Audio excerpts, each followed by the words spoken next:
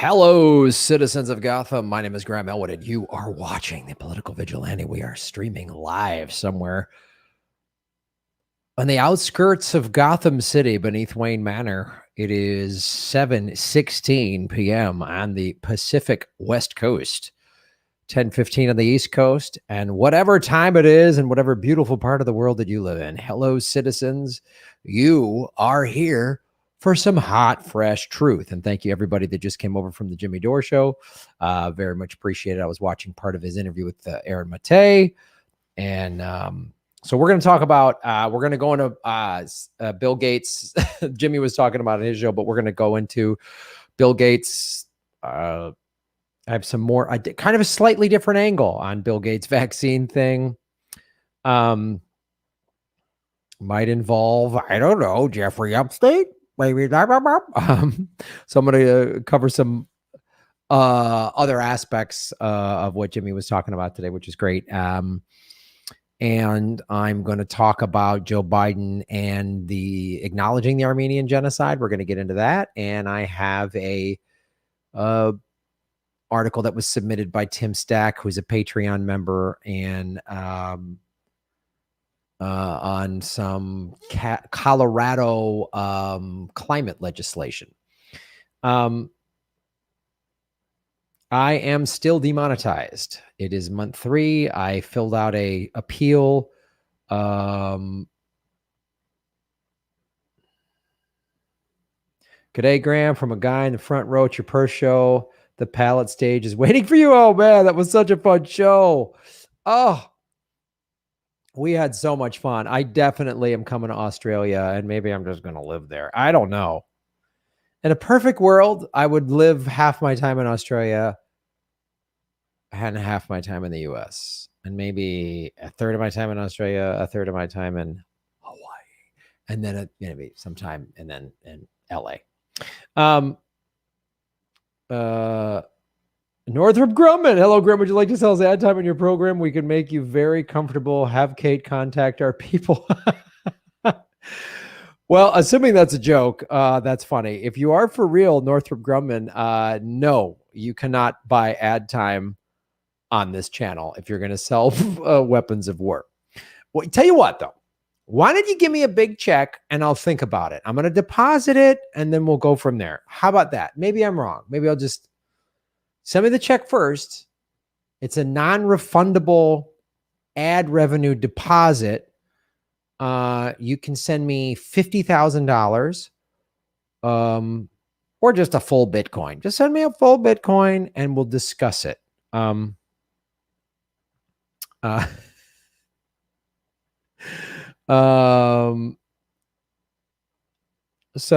yeah.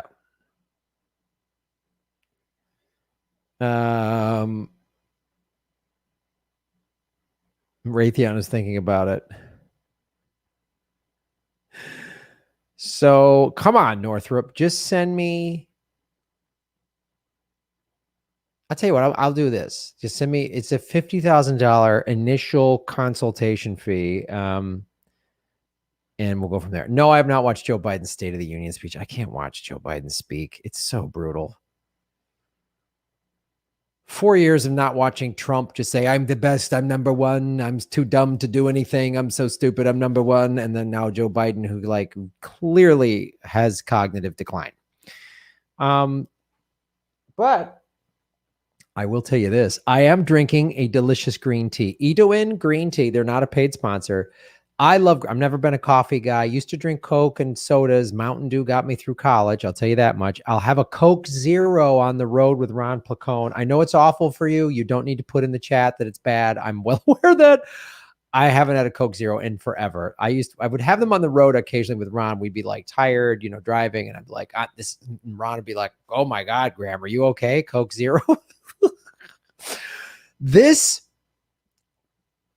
is the greatest thing. Now, these are hard to get in the States. You can get them like on the West Coast. They're almost impossible to find in the middle of the country. There has to be a large Japanese or just Asian population. But this is this Japanese product. And the ingredients are water and green tea, and they put a little vitamin C in there. Now, Lipton does a bottled green tea that has a bunch of sugar and bullshit in it. And then they make a diet green tea, which has different bullshit in it. It has like sucralose as opposed to high fructose corn syrup. And I'm always like, hey, Lipton, you know how you could really make a diet green tea? Just could put green tea in a fucking can. The Honest Tea Company does a lot of sugary crap, but they do have some of their products that are like just green tea, and they're hard to find on the road because I just like, and this is green tea so good for it. So I love green tea. So that's what we're doing. We can do a $40,000 consultation fee plus one VitaMax Professional Series 7500. Yes, Northrop Grumman. Yes. So to send me the 40 grand and which I do need a new smoothie blender. That would be great. State of the art, big speed motor. That is fantastic. Ginger ale is delicious. I like ginger beer, the non-alcoholic, but it's just like ginger root and it's carbonated and a little bit of, hopefully if they just make it with just cane sugar, which I know is not gravy, but that's my treat. Like when I go out to eat at a nice restaurant or whatever, I'm just like, do you have ginger beer? And they're like, yes. I'm like, yeah, bring it over. That's me just living.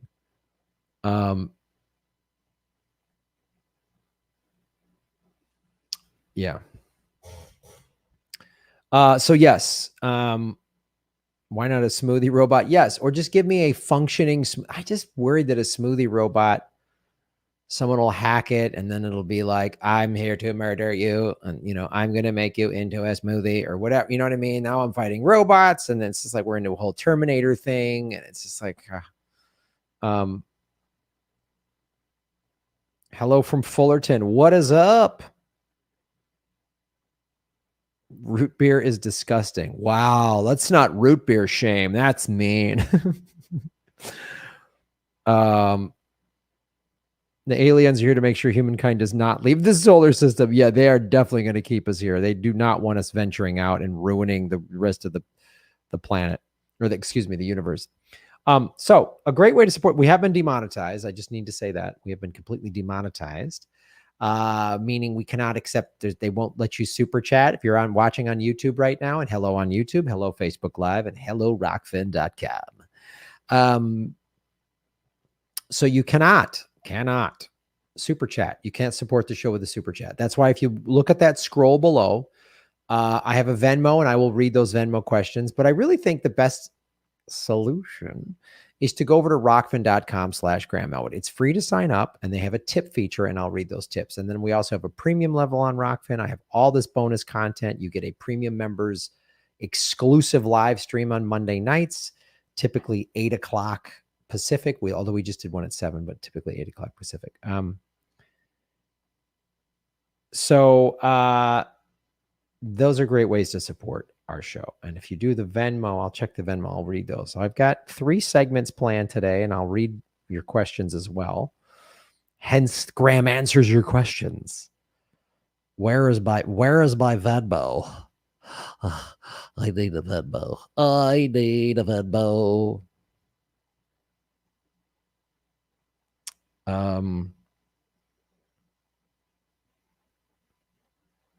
Boo. I need a Venmo. Wait a minute.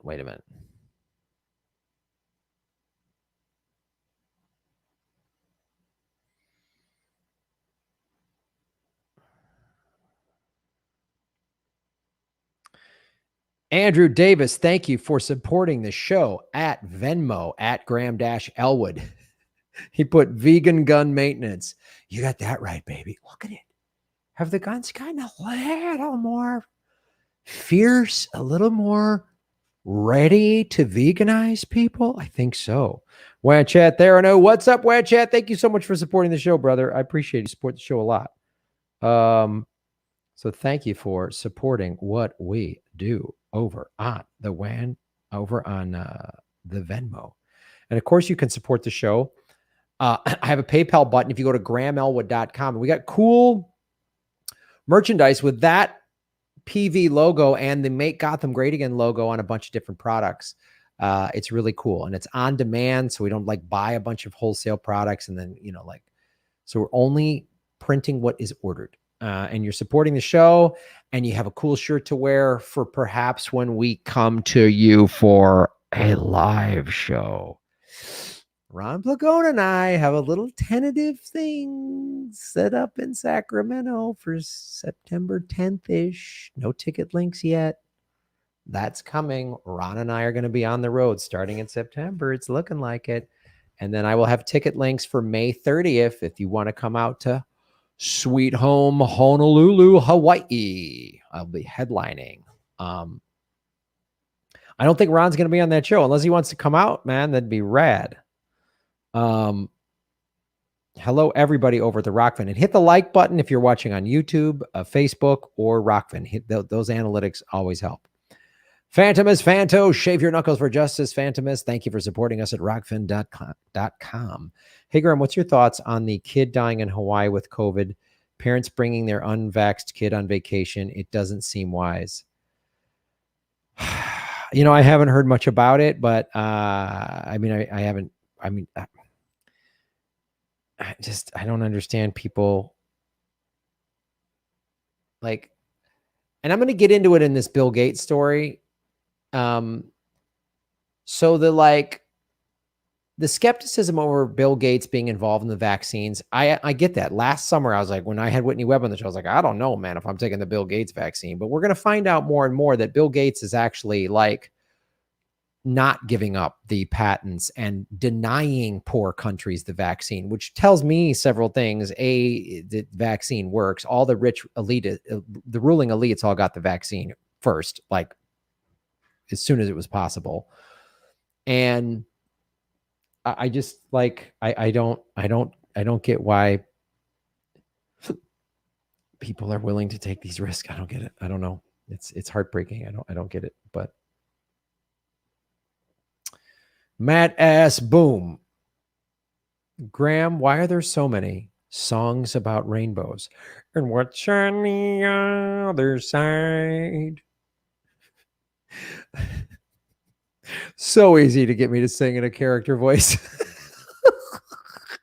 I'm just like a jukebox. Why are there so many songs about rainbows? And what's on the other side? Rainbows. That's it. Rainbow Connection and It's Not Easy Being Green are amazing songs. Rainbow Connection, first of all, the Muppet movie, I was a kid when that movie came out, and I was like, I love the Muppets and Kermit the Frog, but the Muppet movie, I was like, this was the coolest thing I'd ever seen. I saw it at a movie theater in Madison, Wisconsin, when tickets were $1.50, 75 cents if you were like under 12. Can you believe that? Oh, movie tickets are $15 now. But wages haven't gone up.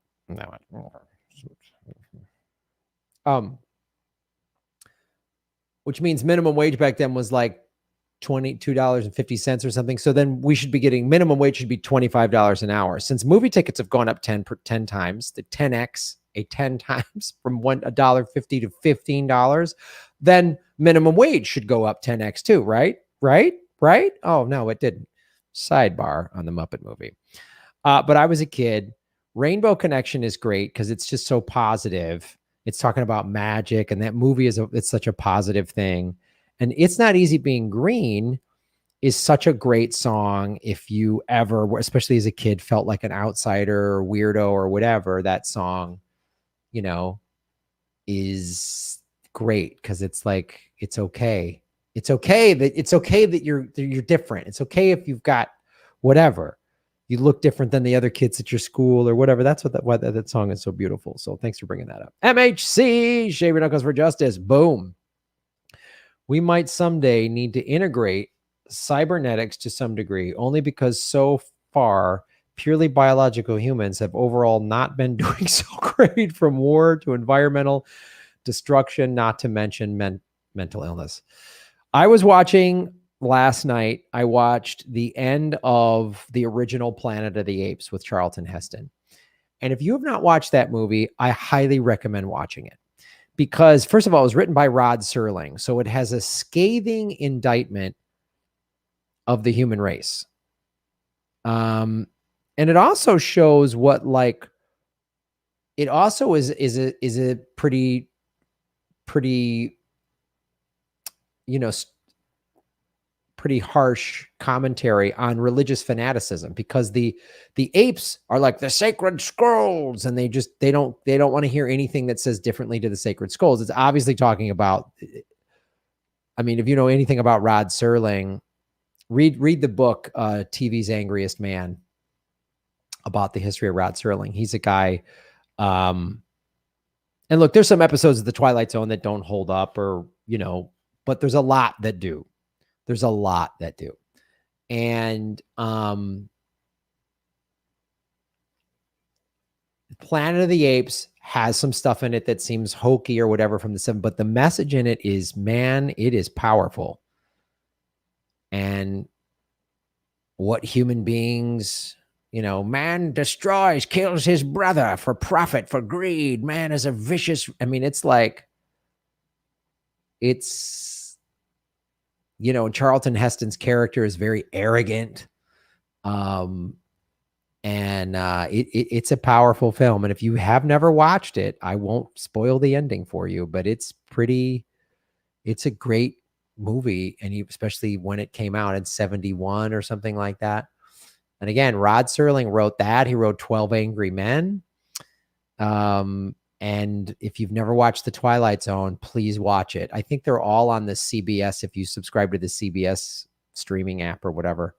They might even be on Netflix or Hulu. I don't know, but go back and watch The Twilight Zone and read the book, the TV's Last Angry Man, about Rod Serling. He grew up in upstate New York. He was Jewish, and he served in World War II and fought in like definitely in Asia. He fought in the like Guadalcanal. And that's why he has the Twilight Zone was one of the first, it was such a profound, I watched it obviously in reruns. And I didn't get to start watching it until we moved from Madison, Wisconsin to Evanston, Illinois when I was 11, just before my 12th birthday. And they had WGN back then. We didn't have cable initially, but WGN was just on the dial, and WGN would play Twilight Zone, and I would watch that show and just be mesmerized by it. I was like, wow.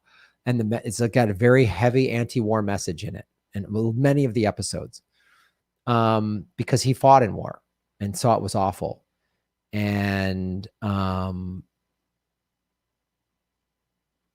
he came back from war and went to college, and you know, he was yeah. So watch that, and watch Planet of the Apes. But great point, MHC. Doc Terminus, what's up, Doc Terminus? Shave your knuckles for justice. Maybe tonight Granny Petrol could sing Rainbow Connection.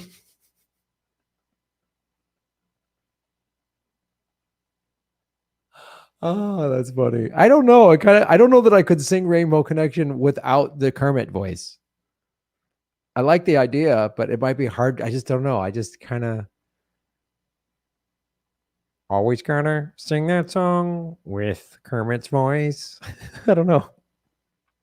The Annalise Show. What's up, Annalise? How you doing, sweetie? Shave your knuckles for justice. Check out the Annalise Show Sunday at 3 o'clock Pacific time with Steph Lee Camp, Nick Brana, Kit Cavallo of Hard Lens Media, and more. YouTube censoring us. So if you enjoy Graham, follow us on Rockfin. Absolutely support indie journalism. So what YouTube is, in essence, did to Annalise is they went, oh, here's a smart, sharp young woman who's calling out the bullshit of the two-party system.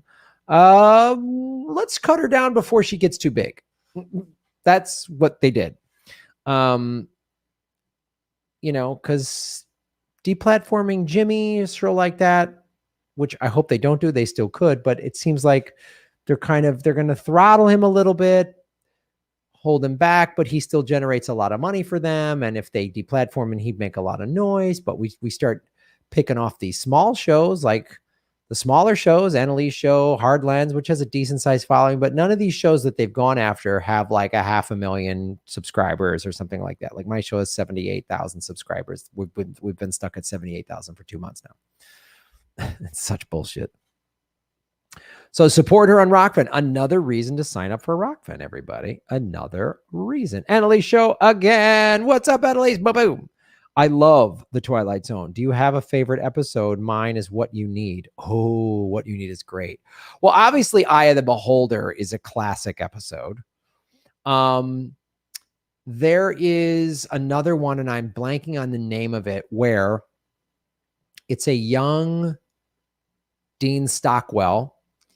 He's a young officer, and he's just been sent to the front lines towards the end of World War II.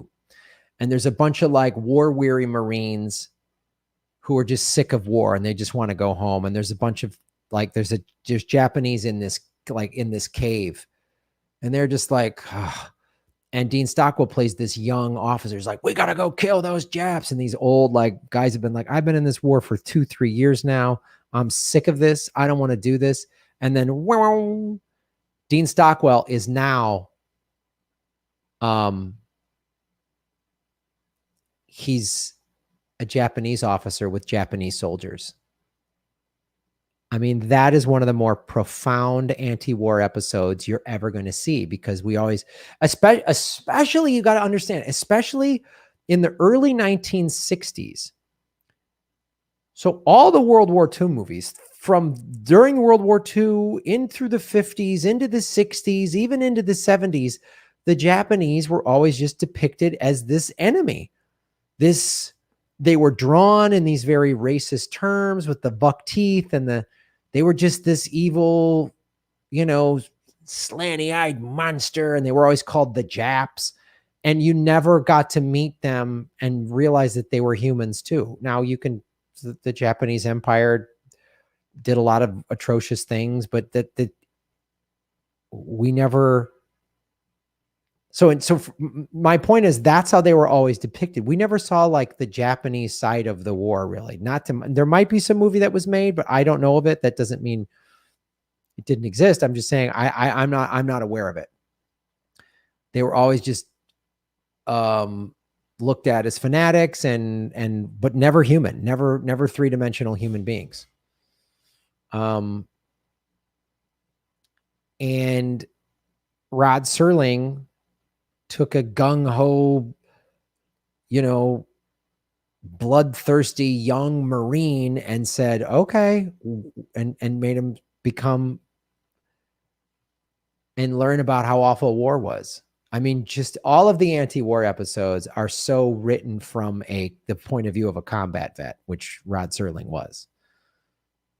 So he was like a paratrooper, man. That's probably one of my favorite episodes. There's so many that are great, but that one is such a great heavy anti-war episode, and I forget the name of it, but it's really good. Phantom is Phanto. What's up? You're making Gotham great again. Graham, did you hear the #1 film on Rotten Tomatoes is no longer Citizen Kane? Someone found a lone negatives review from 1941. Guess what moved to #1? Paddington Bear 2. There you go. Don't think.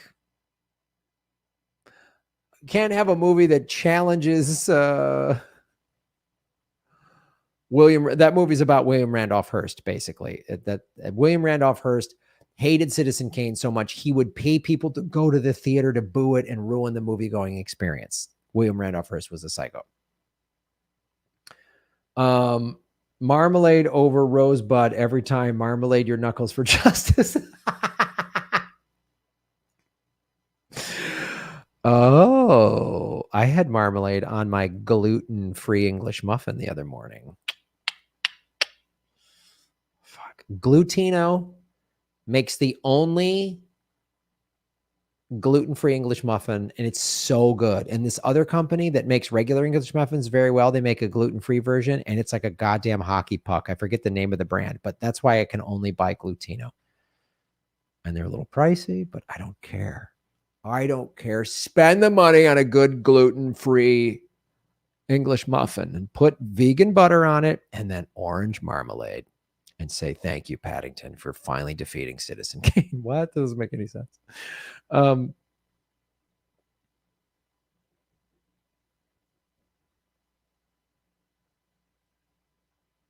like someone was knocking at my door. Someone ringing a bell. 231 people watching, 117 likes. Hit the like button, ladies and gentlemen. Hit that like button. Get it cooking. Get it rocking and rolling. I heard that Dan Bongino got demonetized or even deplatformed, and he apparently had nearly 1 million, about the same size as Jimmy's channel. I cannot confirm this if this is indeed accurate, though. Oh, wow. I only buy gluten-free potato chips. That's fantastic. At last, somebody else who loves orange marmalade. You're not alone, marmalade lovers. You're not alone. This is a safe space for orange marmalade.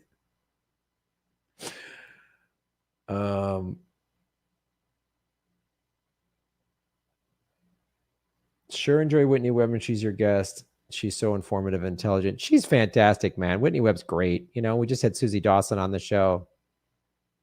I'm so honored. All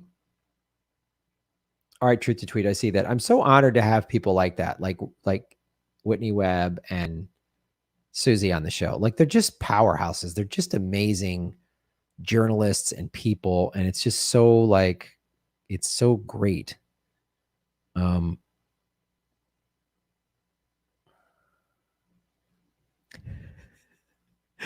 Truth to tweet, shave your knuckles for justice. Thank you for supporting us on Venmo at Graham-Elwood. It's in the scroll below. Hope to see you and Ron live again soon. Me too. Could Granny Petrol sing On the Road Again by Willie Nelson tonight? Done deal. Done deal. If I forget, remind me before when we're wrapping up the show. I usually forget, but I will absolutely do Granny Petrol. Oh, Greta, I'm on the road again, driving an oil-based car, not angry at adults. Oh, maybe I'll do Kermit, Rainbow Connection, and we'll do a Granny. We'll do a 2 for tonight. What do you think of that? Holy shit. But Greta. Greta, science shows that going on, but I think Granny Petrol probably wouldn't like Willie Nelson because he drives a bus powered by vegetable oil. So, Willie might be part of the problem, according to Granny. She might have something to say about that, that veggie powered hippie wagon. I don't know.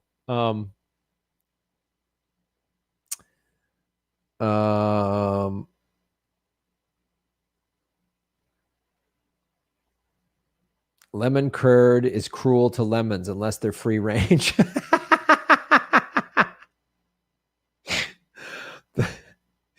Thank you, Harry, for defending lemons. The Annalise Show. What's up, sweetie? How you doing? Graham, when you start to do live shows, I'm happy to be the Ryan Grimm to your AOC. You'll just blindly push it. Will you go on Twitter and give an NFL player football advice, like when Ryan Grimm tried to tell Justin Jackson about football strategy? That was so great. I was like, oh, man. And Johnny, I forget his last name, called him out. I was like, wow, is Ryan Grimm really trying to nerd-splain football to an NFL player? I was hoping he was going to give Justin workout tips. That's so great. Yes, Annalise. Graham, when you start to do live shows, I'm happy to be a Ryan Grimm to your AOC. I'll follow you around asking you biased questions and tell the audience just how fucking amazing you are. And I'll beat dissenters away with fire hose, journalism. Yeah, that sounds awesome. So I'm going to be on stage telling jokes. Then Annalise is just going to be on the side of the stage with a fire hose. Yes. That's so great. That'll just make the audience a little terrified that they might get hosed down. Done deal, Annalise. You're on the road, kid. Clear your September and October. But back to Truth to Tweets question. Truth to Tweets said, I can't wait to see you live again. So again, I've said this before, but I'll just reiterate this. This is the tentative plan Ron Placone and I have. September, we're going to just do weekends on the West Coast, like looking like the weekend of September 10, 11, 12 will be some type of Northern California, Sacramento, San Francisco, maybe San Jose.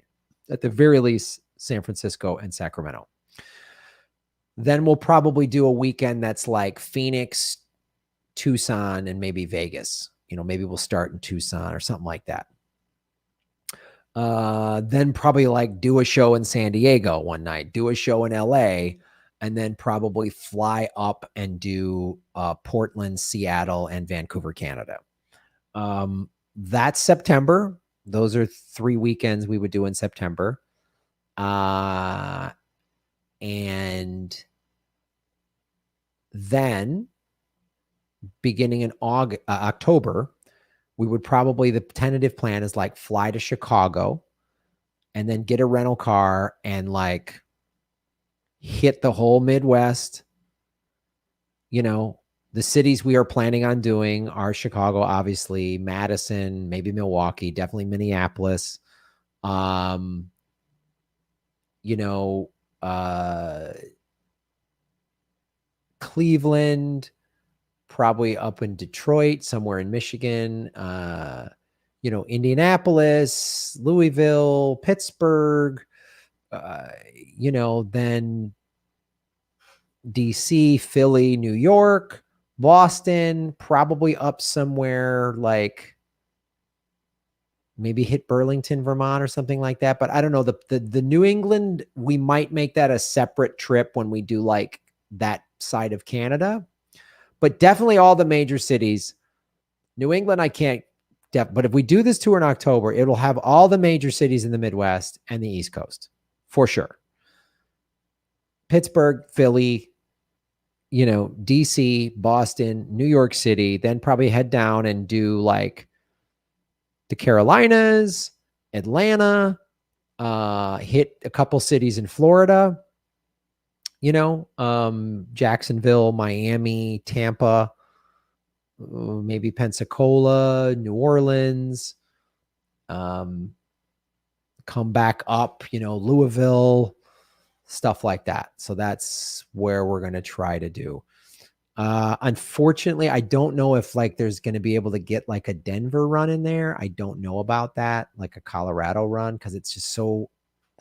it's hard driving, and I don't know that we can set up enough shows just around Colorado. Like, I don't know.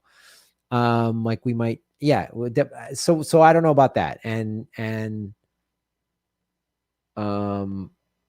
maybe even go through Texas. And so that's the plan. So spend like 3 weeks on the road, like straight, like doing shows almost not every night, but almost every night. So, and if we're between, like, let's say we've got Saturday night in,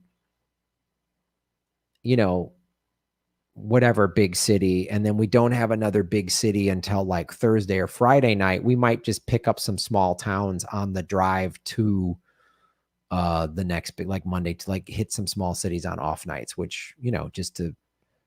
so stay tuned. All of that we will be announcing that as we get closer, but that's the tentative plan. A lot of venues to talk to and stuff like that, but we're working on it.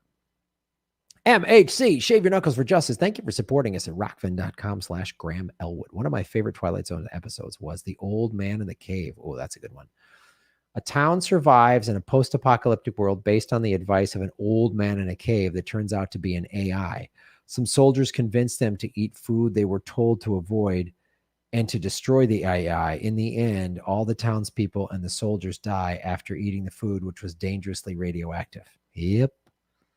Oh, there's great post-apocalyptic stuff. I mean, so, you know, that was all written during the Cold War when it was like, and by the way, we could still all die from any sort of nuclear war. And that show was like, it terrified the shit out of me growing up, and for good reason, because it's these weapons are monstrous. And that's why when people, even Trump, who I didn't like, I'm glad he's gone, but when he was like trying to broker peace with Putin, and everyone was like, oh, look at him kowtowing to his buddy. I was like, and I tweeted this out. I was like, if the leaders of two superpowers want to get together to talk peace to avoid blowing up the planet, I'm all for it, actually, as it turns out. But, I didn't have Trump derangement syndrome. I still had critical thinking skills. And I could say Trump's bad for this and this and this and this reason. I'm glad he's talking to Putin. See, I can do that. My brain it doesn't just go, oh, Trump bad. And then I run around like a jackass. Phantom is Phanto, shave your knuckles for justice. DARPA, please get Graham a surfboard that teleports to other beaches programmed to warp to the best waves currently offered.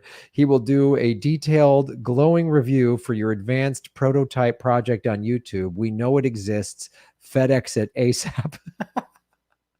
I'm so down. If DARPA has a time-traveling surfboard that I can just go, like, oh my God, the Cook Islands are going off. Ring, and I just write, oh, dude, I'm in. Could you imagine that? Oh my God, it'd be so amazing. Now I'm just thinking about surfing all over the world. That's all I want to do is surf all over the world. I was surfing yesterday, and I don't know, it was epic. It was so great. And there's this woman who is a professional longboarder. I forget her name, but she's like, oh, I got a competition in a month. And she was amazing. She caught every wave. It was just beautiful to watch her surf. Just, so great. All right. I think it's time for a hot, fresh segment, everybody. What do you think about that?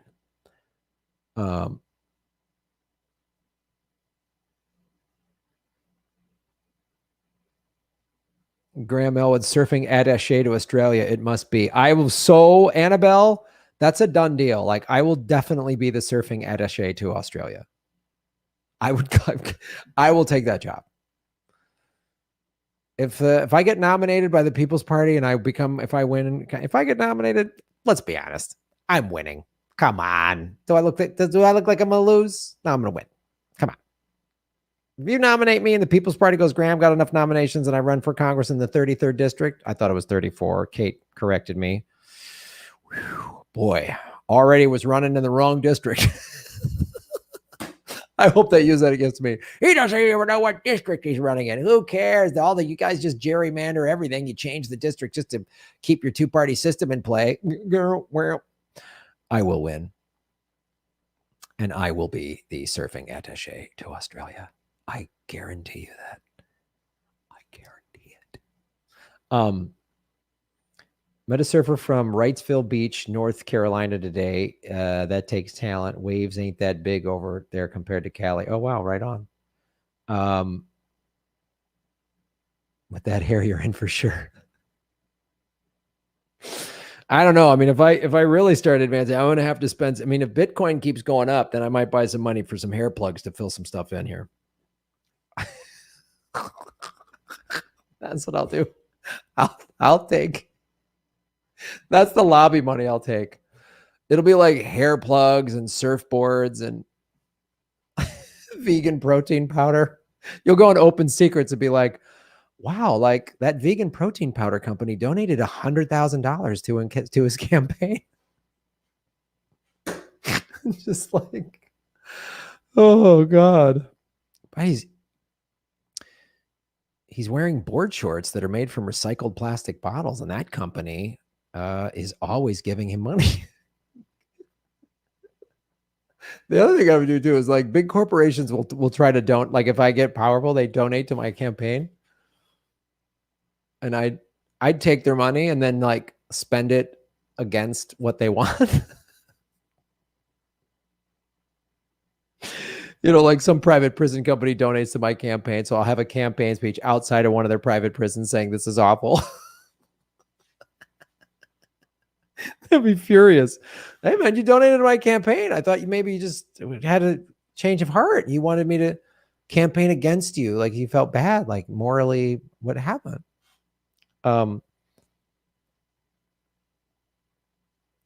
Big Kale sponsored this segment.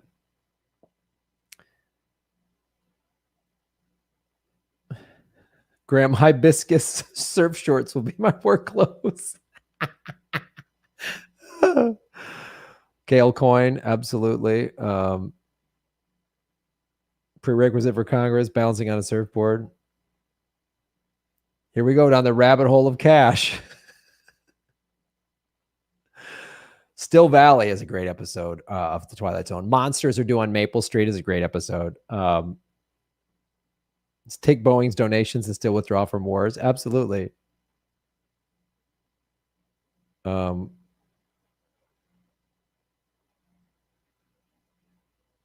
rosemary and lavender essential oil in your shampoo helps. Okay.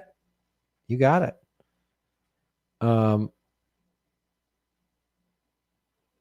My friend's sister back in England started a company that makes clothing out of recycled plastic bottles. So I own 2 pairs of surfing board shorts, and they're both made from recycled plastic bottles. Like I bought them specifically for that. So I always try to find that.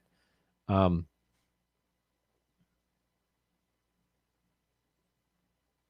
right, let's do a segment, kids.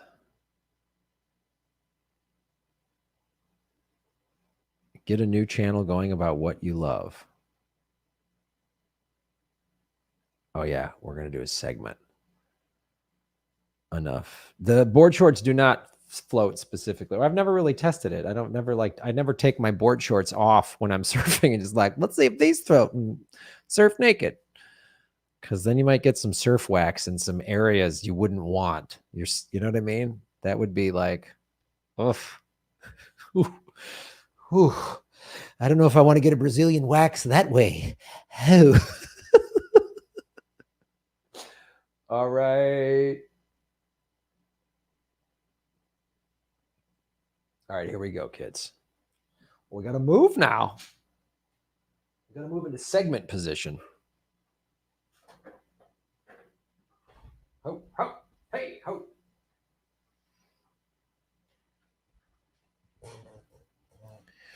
Yabba dabba dooba dabba deeba dooba. Look at that fucking logo. Eat it.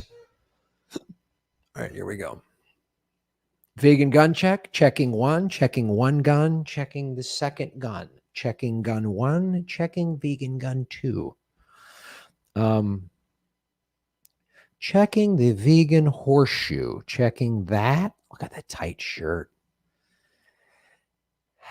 I feel kind of beautiful today. I feel kind of beautiful.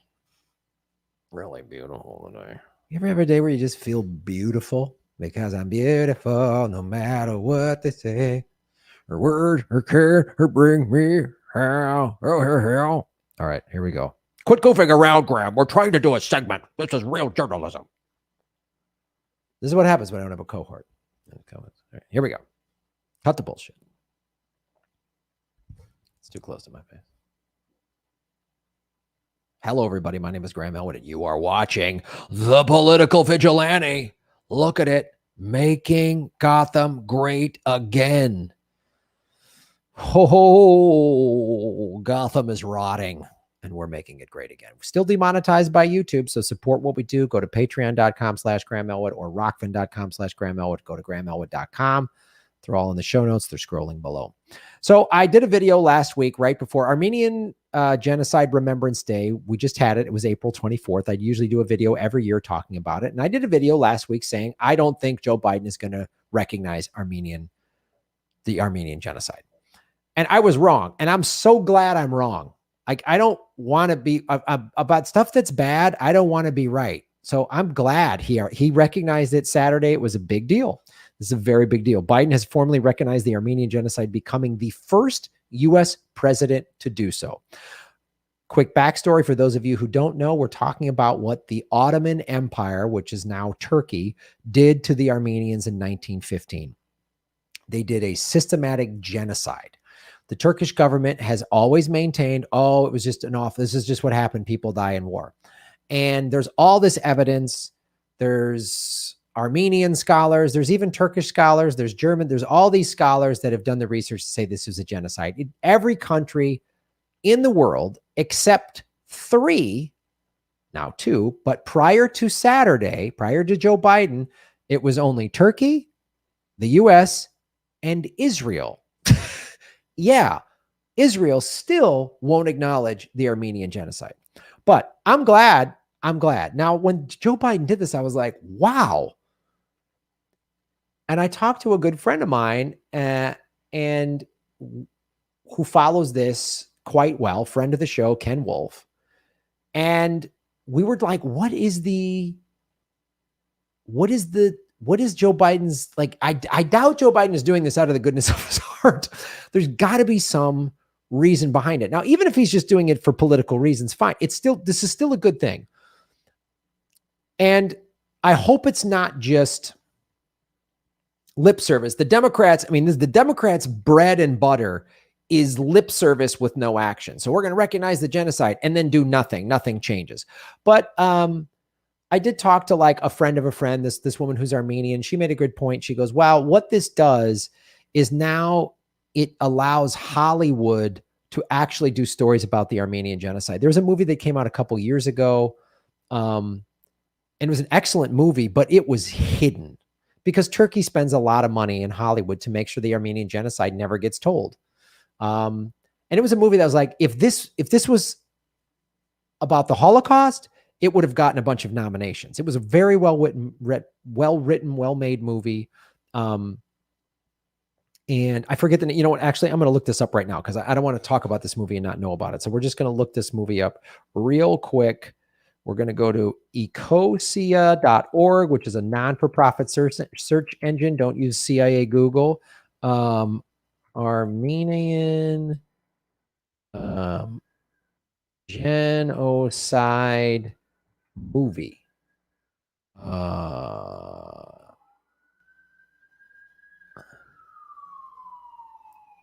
There's one movie called Intent to Destroy, The Promise, with Oscar Isaac. That's a really good movie. Watch the movie The Promise with Oscar. Oscar Isaac is a fantastic actor. And he, if there wasn't all this pressure from the Turkish government and had the, Obama recognize the Armenian genocide like he said he was going to do when he ran in 2008, he went to all these Armenian churches and said, oh, I'm going to recognize, and then he didn't. And I'm going to show you a map in a second, what the geopolitical landscape is and why we haven't in the past. But I was talking to my friend, Ken Wolf, and I was like, Ken, who's very knowledgeable about this subject. I said, we were both like, well, I wonder why Biden. And he goes, well, Graham, I think it has to do with Gavin Newsom's getting recalled. Gavin Newsom, there's a recall effort. Gavin Newsom is a Democrat. He's the Democratic governor of California. And there's a big recall movement, mainly by Republicans in a largely blue state. And they did this back with Gray Davis, who was the Democratic governor, who was an awful governor. But they did that, and then they got Republican Arnold Schwarzenegger in there, who didn't do much at all. He was just all talk, just a celebrity front man. And then we had Jerry Brown, who was okay, but during Jerry Brown's term, Jerry Brown basically went from like progressive to more corporate Democrat on a lot of issues.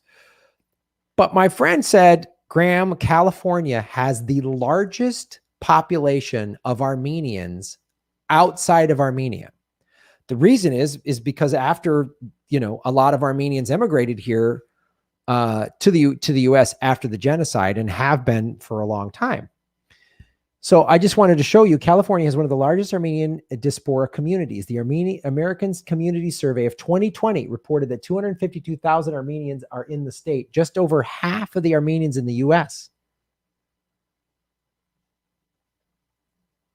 So there's roughly 500,000 Armenians in all of the U.S. 250,000 of them are in the state of California.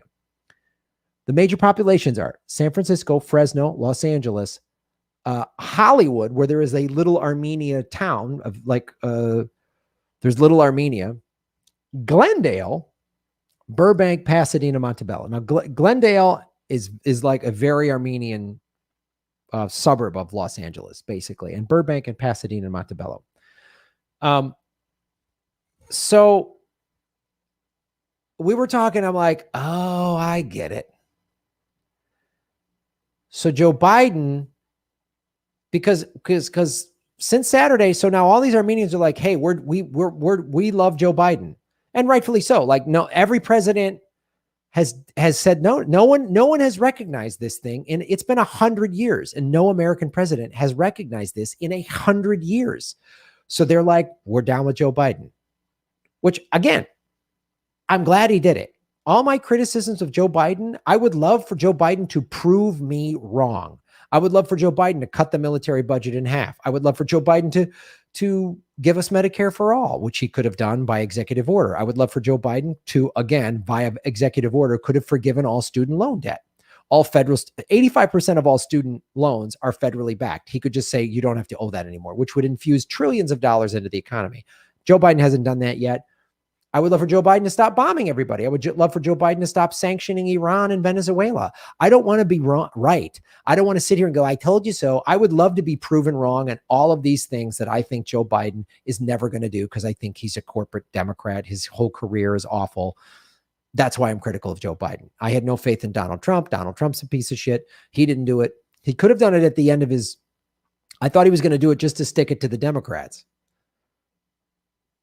which, if Trump had half a brain, he should have done it.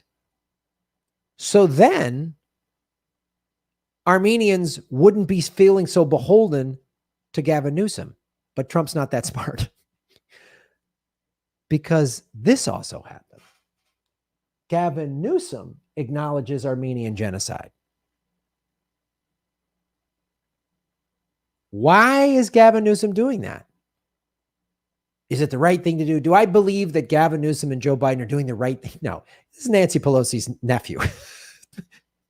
This is all politics. Hey, if it helps change the culture, and Hollywood can start making movies, and we can have a national conversation, and more importantly, non-Armenians are like, oh, wow, that was a genocide. We should have recognized this a long time ago. I'm glad we're recognizing it. If that's what happens, great.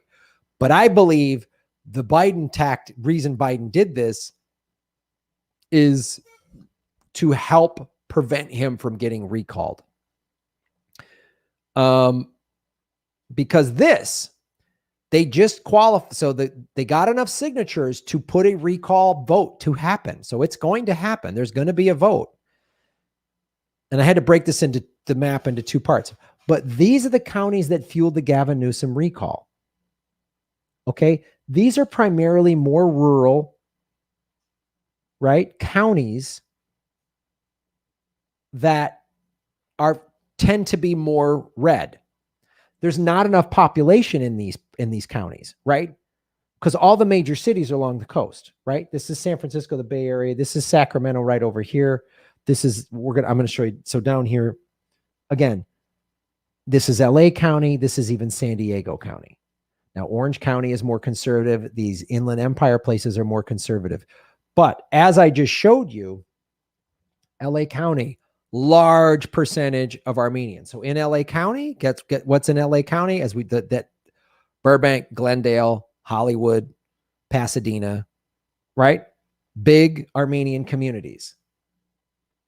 San Francisco Bay Area, big Armenian communities. There's more people in these counties than these counties.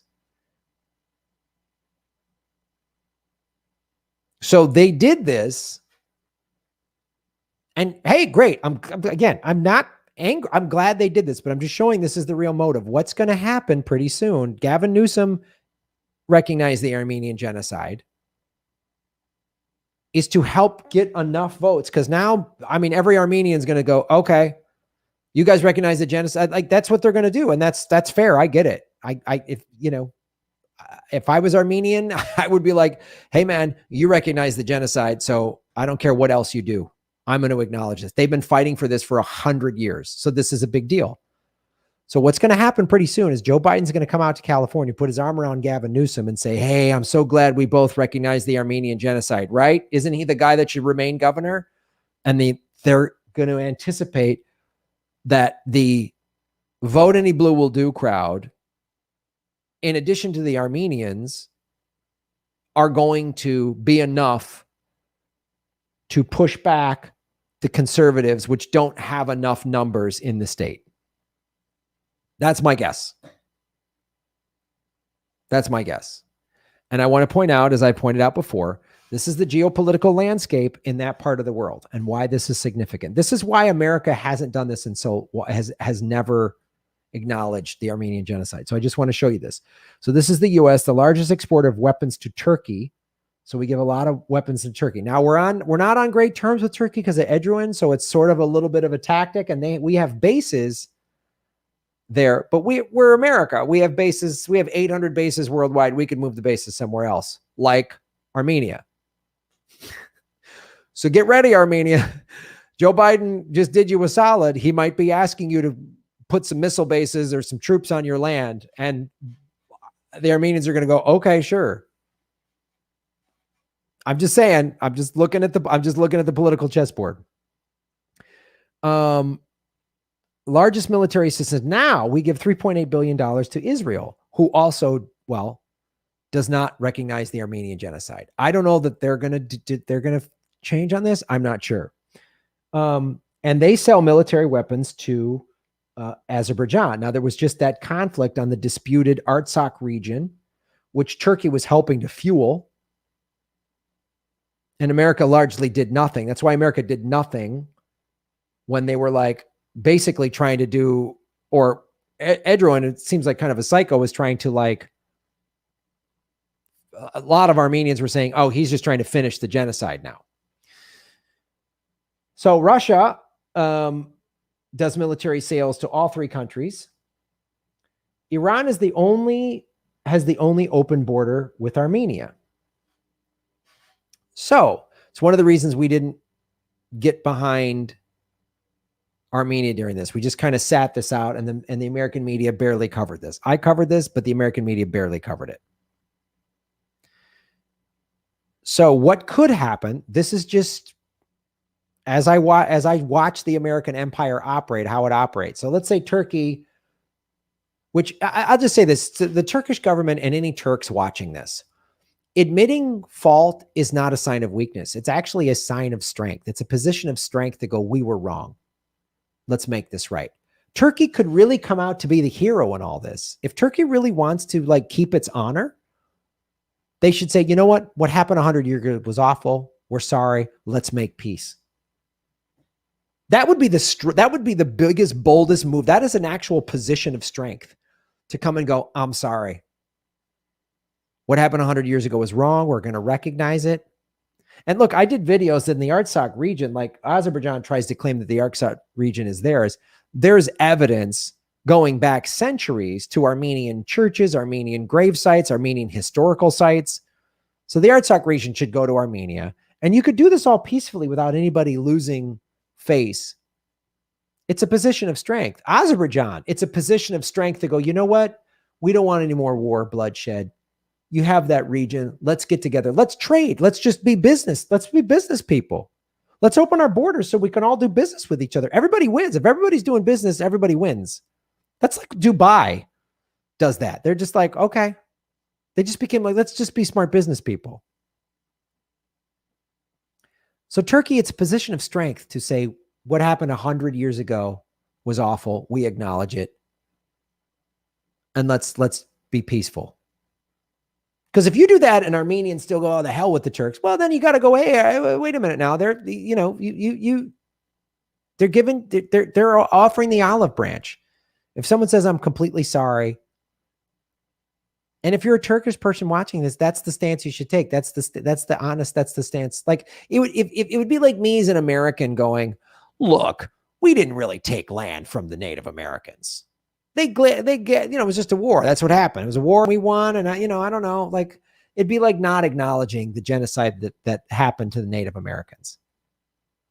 I feel better when I acknowledge that as an American. I feel better when I say, you know, we have systemic racism in this country because we did slavery and genocide. And the 13th Amendment was just basically legalizing, you know, the hunting of black people, even though slavery ended. And basically we just moved slavery from actual owning a person, a slave, when that was made illegal by the Emancipation Proclamation. We then said, oh, well, we're gonna build this loophole into it so that we can round up black people for prison labor. And we've been doing this since the end of the Civil War. I want that changed. All the lies I was told, and if you grew up in Turkey, you were propagandized. I've been propagandized in America. I've been completely propagandized in America. Watch our show, Government Secrets. I was propagandized. Christopher Columbus was a good guy. No, he was awful. I've read Christopher Columbus's own journal is evil. He was awful. We need to acknowledge this. Acknowledging the truth actually sets you free. Holding on to this is old, scared, oh, we'll never acknowledge the genocide. That's an old, scared mentality. It's a mentality of strength to come from a place of apology, making an amends, forgiveness, and love is a position of strength. So I really hope that any Turks or Azerbaijans watching this want to come from a position of strength, and extending your hand to an Armenian actually is the most strong position you could ever, because then you put it on them, right? So this whole region could have peace and prosperity, but we do have the American empire. What I hope doesn't happen is I hope they don't go, all right, we're pulling the bases out of here. We're putting them there because we want to roll into Iran. That I don't want. That could happen because that's how America rolls. They strong arm. Hey, Armenia, we recognize your genocide. Now we're putting troops on the ground there. We're going to roll across the border into Iran. Let's hope that doesn't happen. Let's hope that doesn't happen. Or that America did this to try to get into some proxy war with Russia or Iran or whatever, like what's happening in Yemen. So once again, I'm glad Joe Biden did this. I'm glad he did it. I'm glad he did it. But we're going to pay close attention to what the real motives are. It's a good thing, either whatever his motives were. It's still good for the Armenian people, and it's good for America to have a soul, to try to get our soul back, because it's been taken away by war and genocide, our own genocide that we've committed. So we just got to own this. And let's hope at least people in Hollywood can start doing movies about the Armenian genocide and talk about it. And maybe start brokering some peace in that part of the world, rather than that map that's just America profiting from war and bombs and all this crap. And same with Russia. Like, let's just cut this shit. Let's just cut the shit and all get along. Let's figure out, let's spend billions of dollars on how to like get us out of climate collapse. Let's get rid of all nuclear weapons. Like let's get into some disarmament treaties and just be done with them. Let's do that. So this is a step in the right direction. And, you know, Biden probably did it to get more footing in the Middle East and to protect Gavin Newsom from being recalled by Republicans in California. So I know it's complicated, but also, I as I say on the show, I have no problem admitting I was wrong. I didn't think Biden was going to do it because of that map that I showed you. I thought that was going to, but no, I don't always get it right. I'll admit it when I'm wrong. And no one is telling me what I can and cannot say. So I'm going to keep talking about this. And when I'm wrong, I'll admit it, and we'll see what else. Maybe I'm wrong about all of this. Maybe I'm wrong about, I don't know. But that's the information we have here. And I'm speaking to you honestly, because Boeing doesn't buy airtime on this. APAC doesn't buy airtime on this show, right? The NRA doesn't buy airtime on this show. Big Pharma doesn't buy airtime on this show. So I'm giving you my opinion, it's based on the facts that I go through. So thanks for watching the show, everybody. Follow the money, connect the dots, get to the truth. And congrats to all the Armenians out there for getting the genocide recognized. Shave your knuckles for justice. Ba-boom.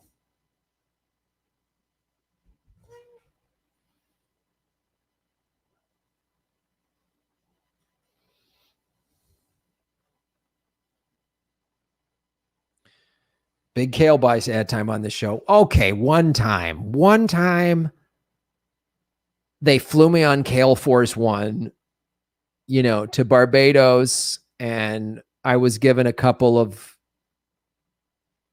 Rolexes that are powered by Kale. Okay, whatever. I mean, like, who hasn't done that? God. One Kale company buys you one yacht, and now all you guys are in the chat saying I'm selling out. Like, what the fuck, man? Can I just own a Kale yacht? Just one Kale yacht without you guys just crawling up my ass?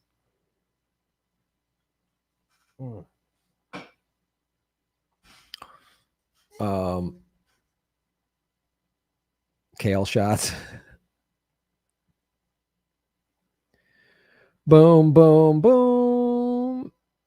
If you just missed this or you're just tuning in, one of the things you get if you're a Patreon at the $10 level or a Rockfin premium member is you get playbacks on all the live streams. As soon as the live stream's over, I make it unlisted on YouTube, and then I put it behind the paywall at Patreon and the Rockfin, baby. So you can go back and watch whatever you want, whenever you want to watch it.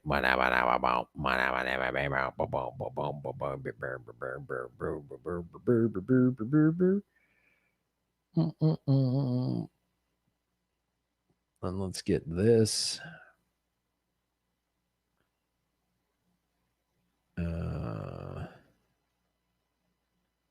Let's see what else we've got here.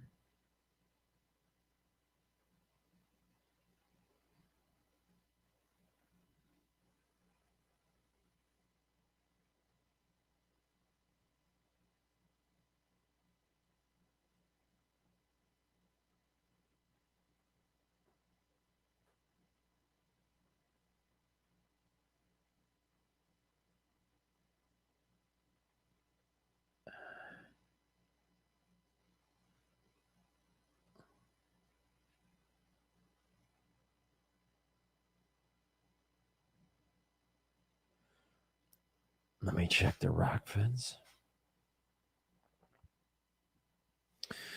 So people that eat organic bananas are talking about it. All right. MHC. What's up, MHC? Shave your knuckles for justice. Graham should go surfing on that planet from Interstellar with the giant waves. Yeah, I know. That would be pretty sweet. After 40 years in office, Biden finally recognizes the Armenian genocide. Yeah, I know. The Annalise Show. What's up, Annalise? As someone who grew up with Cuban culture, it's very clear just how much of a bully the U.S. is, whatever people like to hear it or not. And while I don't support Castro, there's a reason so many people supported him for so long, and a large part of it is due to the American aggression. They hate that Cuba remains a sovereign nation. Yeah, I know. It's a good point. Good point, Annalise. Phantom is Phanto, ba-boom.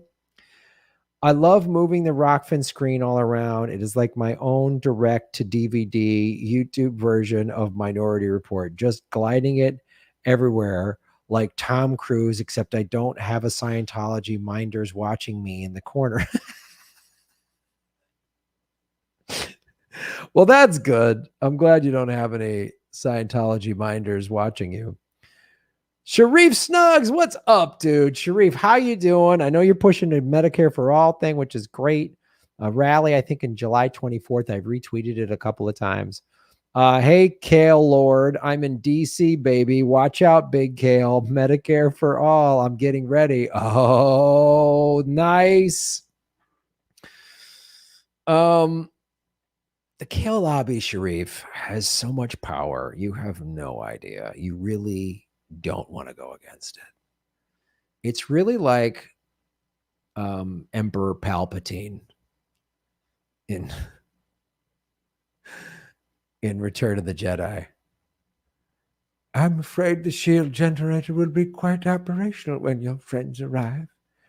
Go ahead, strike me down, boy. Like, oh, the best villain ever. That's how much power the Kale Lobby has. Basically, we're the Emperor Palpatine of organic food lobbies. Well, dude, I'm glad you're in DC, man. I'm glad you're out there. I saw a little bit of your interview on Backyard Politics. If you haven't seen that yet, go check out Nikki's show, Backyard Politics. She talks to Sharif Snuggs about his movement and what he's working on. So maybe we'll get you on this show, dude. Maybe we'll set that up, brother. Maybe we'll get you here and I'll just let the Kale Lobby come on the show and just try to smear you and call you out. But yeah, man. I'm glad you're doing that work, dude. I'm glad you're out there knocking on AOC's door. I saw that. That was fantastic. God, that was fantastic. 223 likes. Let's get the likes up there, everybody.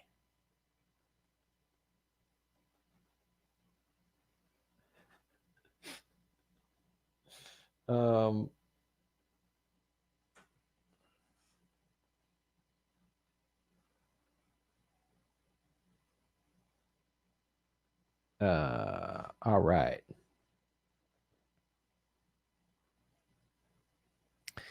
MHC Executive Order 66. Boom. I don't know what that means.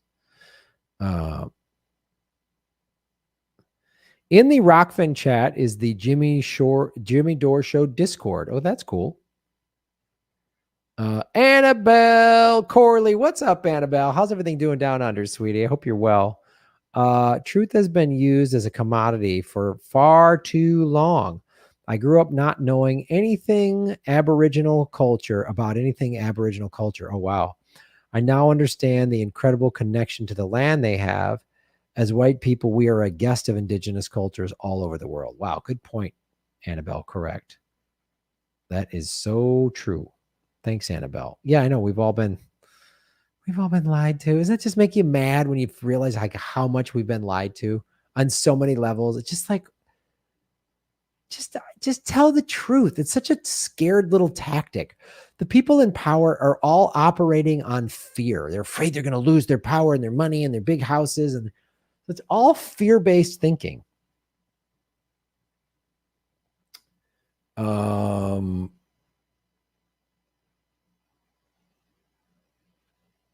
on.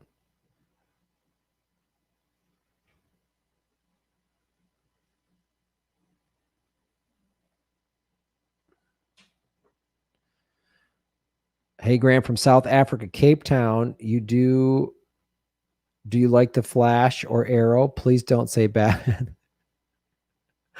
Right on. South Africa, Cape Town. Right on. That's pretty far away. Thanks for watching the show.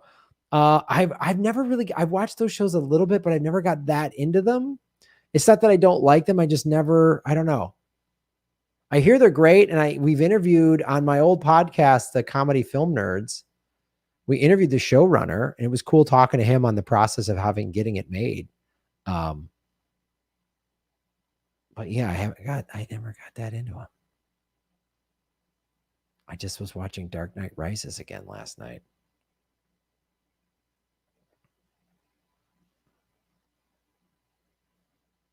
Take control, Gotham. Take control of your city.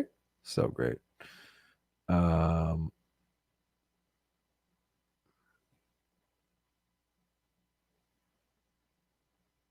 MHC, thank you for supporting the show at rockfan.com/Graham Elwood. Order 68 quote was from Emperor Palpatine before he was officially emperor, when he ordered the clones to kill and overthrow the Jedi. Order 66. That's right. That's right.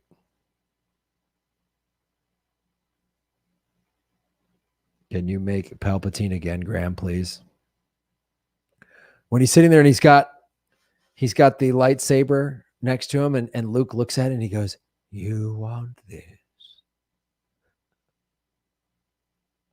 Oh,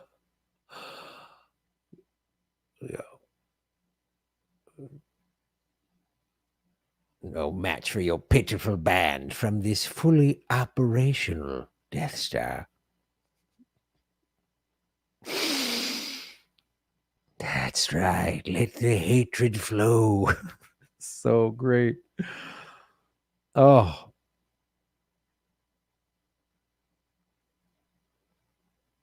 All right. I'm going to do another segment.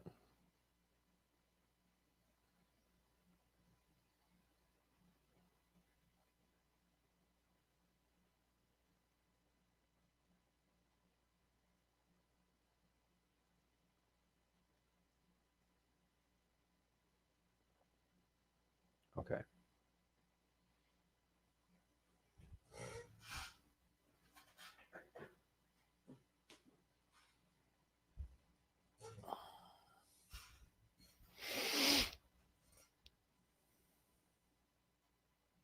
Hello, everybody. My name is Graham Elwood, and you are watching The Political Vigilante.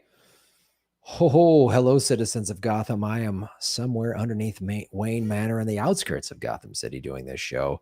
We have been demonetized. By the League of Shadows, aka YouTube. So please support us at patreon.com/Graham Elwood or rockfin.com/Graham Elwood. One of the great things you can do on Patreon is submit an article like Tim Stack has done, who's been supporting our show since day one. Tim, very much appreciated. Colorado governor threatens to veto bill from fellow Democrats seeking to reduce greenhouse gas emissions. We're not willing to give dictatorial authority over our economy to one unelected board.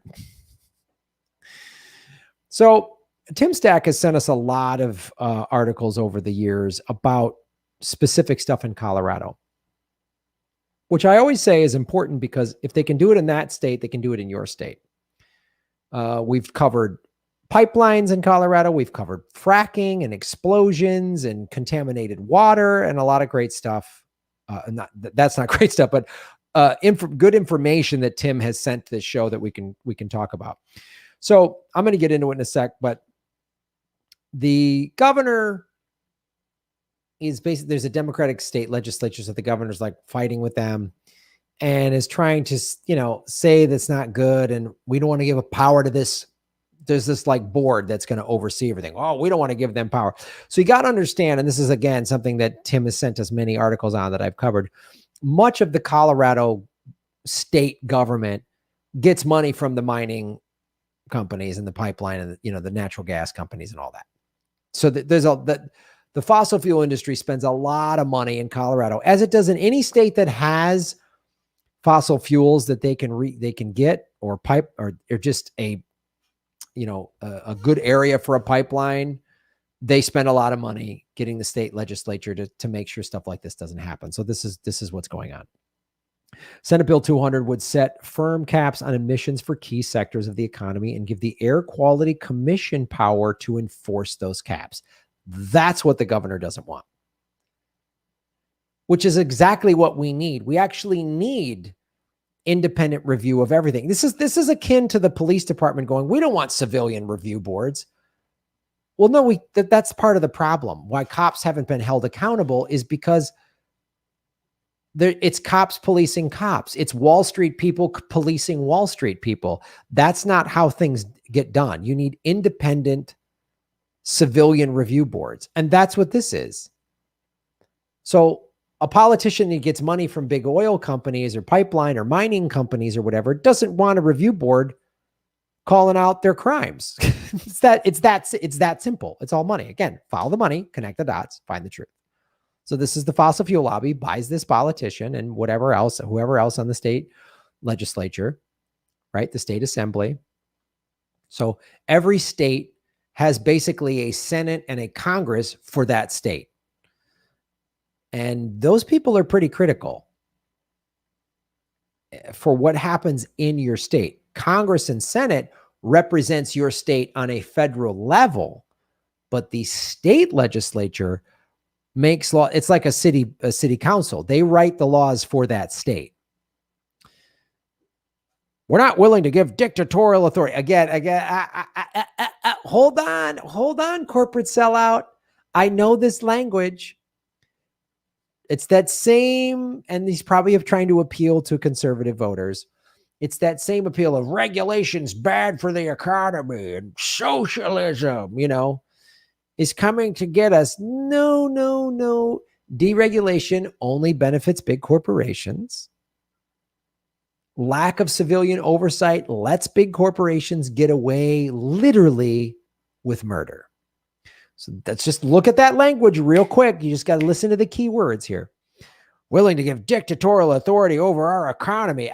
Economy, right? Oh, the socialists are going to come make you stand in bread lines. Old white conservatives in Colorado that vote in every election. That's what that dog whistle is. To one unelected board that lacks the broader mandate and expertise. Oh, so a politician that gets money from fossil fuel and mining companies has more expertise in laws that are supposed to protect the public from fossil fuel companies contaminating the environment. Got it. Okay, so maybe we should let drug cartels be in charge of drug laws. Polis told the editorial board in the Gazette, Polis, that's the governor, in Colorado Springs, when asked if he would use the veto power to stop the policy from becoming law. So it hasn't even become law yet, but this was in the paper. He's kind of subtly threatening a veto, is what this is.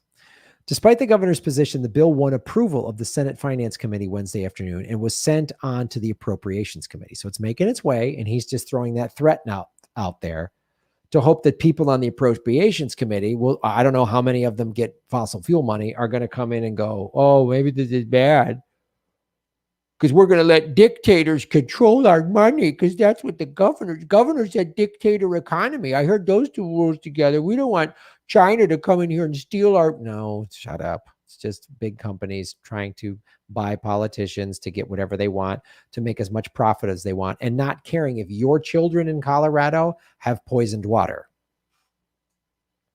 Coloradans overwhelmingly want climate action. This woman from this climate group said, the legislation merely puts the governor's own climate roadmap into law. So very typical that this is what so many, the whole populace gets mad and says, we want to deal with climate change.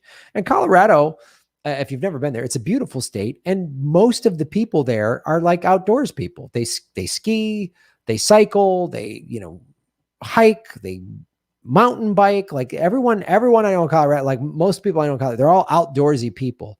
So they really are significant. I mean, they're, and anyone that's out in nature a lot, like surfers or whatever, you're the canary in the coal mine, seeing what's happening with climate change.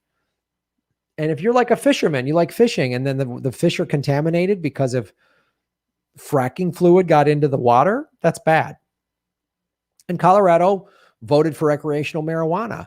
Its economy has done quite well as a result of that, because they now have marijuana tourism.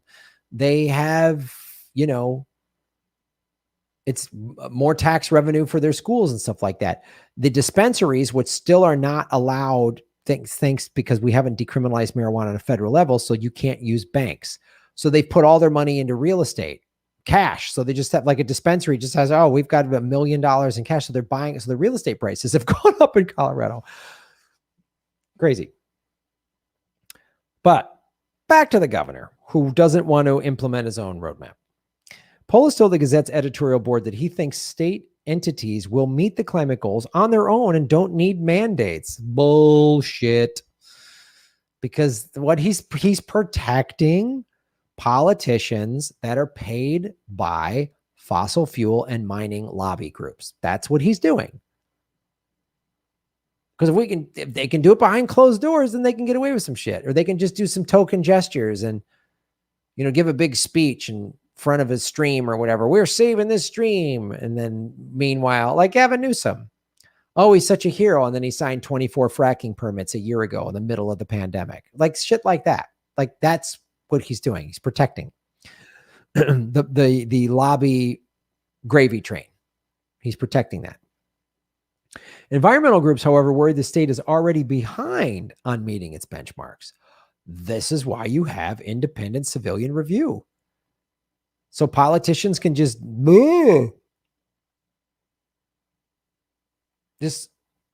drag their feet. And sometimes they're paid by lobby groups to deliberately drag their feet. They'll be like, look, I'll make sure this bill never makes it through, or I'll drag it through, or I'll keep it in committee. And so it never actually happens. I can't flat out vote against it because my constituents will hang me out to dry for that. The voters will fry me. So I'll just pretend that I care about it, give it lip service, but then behind closed doors, I'll secretly screw it up. So this independent review board says, no, you can't do that. That's why he's against this. We should have an independent review board telling a casino if it's dicer weighted or not. That's not fair. A veto threat seems pretty consistent with Governor Powell's overall approach to air pollution, which is to talk a big game, but not actually do anything to achieve it. What did I just say? What did I just say? Said Robert Ukele. So these are the outlines of what this bill brings in. It's adding carbon dioxide to annual emission fees already paid by emitters for polluters, creating about $15 million a year to be used in implementing greenhouse gas reduction programs, according to calculations by Western Resource Advocates, requiring tri-state generation and transmission association to companies that pollute, which supplies electricity to rural electric cooperatives in Colorado, to file a binding plan to cut emissions from 80% from 2005 levels by 2030. The company already files plans voluntarily.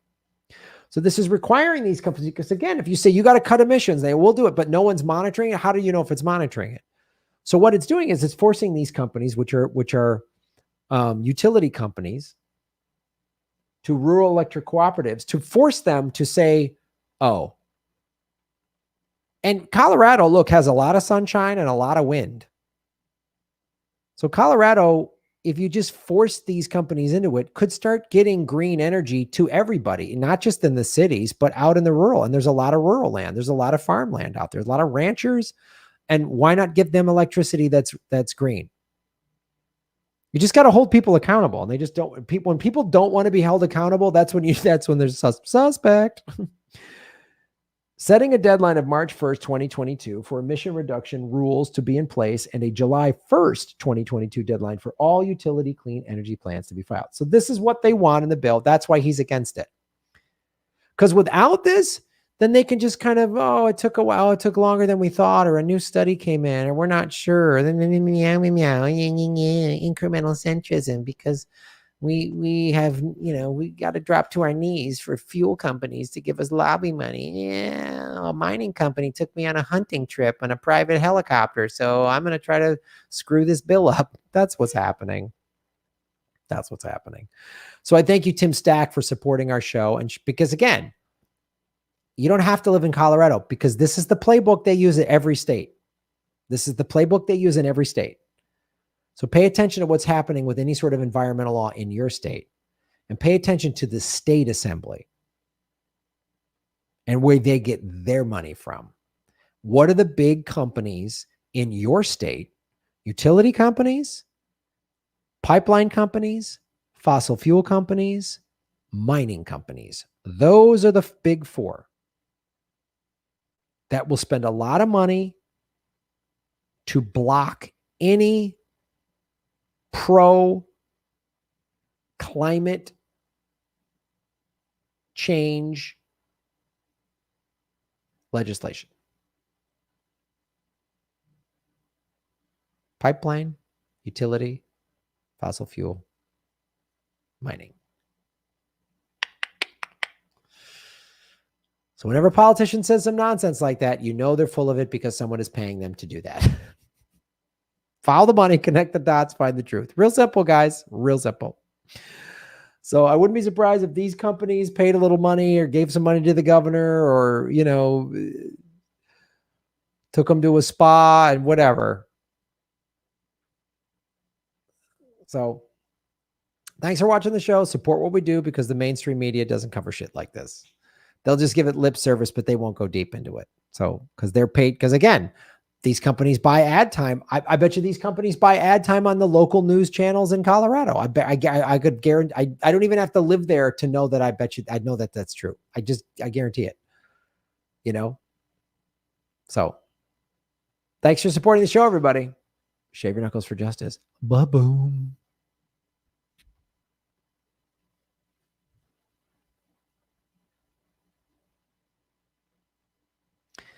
What's up?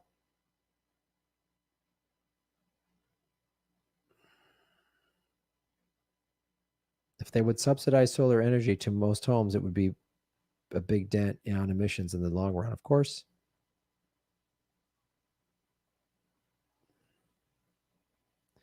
California uses fracked natural gas in their power plants. They hide their lower emissions by poisoning the Midwest, and they say they are deplorable red states. Yep.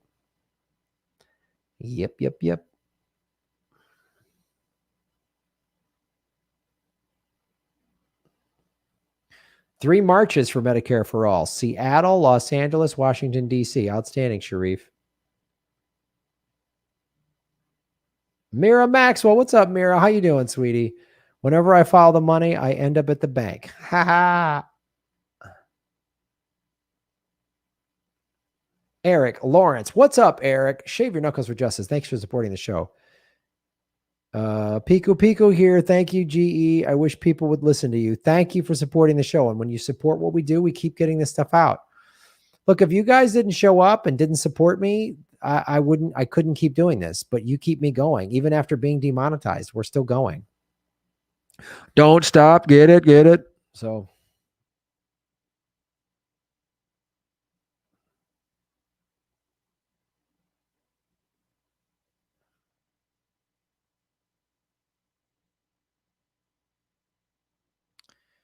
Christopher Dalby. What's up, Christopher? Shave your knuckles for justice. I reckon they're recognizing the big G to tilt Turkey into doing something reckless. Recognize the genocide.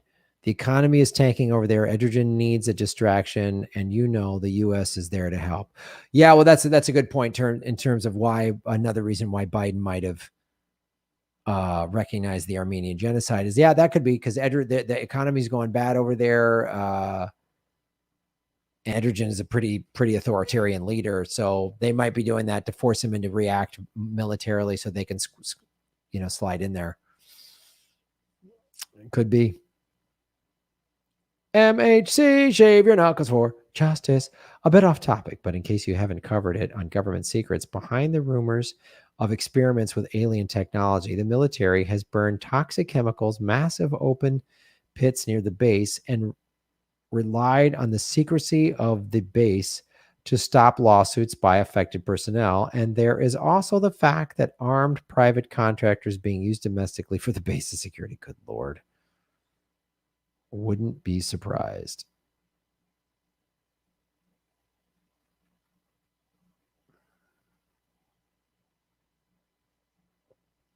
MHC, boom. Didn't fit in my last comment, but this refers to Area 51. Oh, okay. Thank you, MHC. Thanks for supporting the show, man. Thanks for making Gotham great again. World Socialist website online May Day rally this Saturday, 11 a.m. Eastern. You got that right.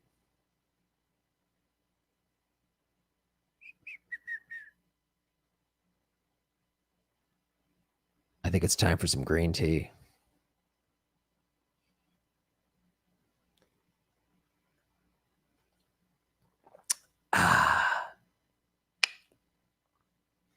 Ito N. My favorite green tea. I wish Graham would do a show where his entire topic is space aliens. That might be a lot.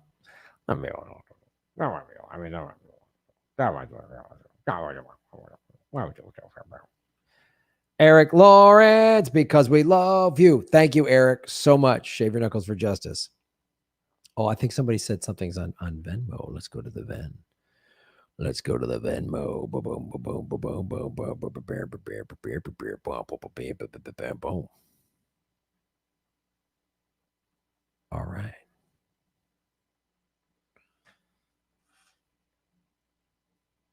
Annabelle Corley. What's up, Annabelle? We don't hear much of the news about Biden that actually makes me more worried. Oh, I know. They're just going to put a little quote. Oh, Biden's done all this great stuff in his first 100 days. It's just like insane.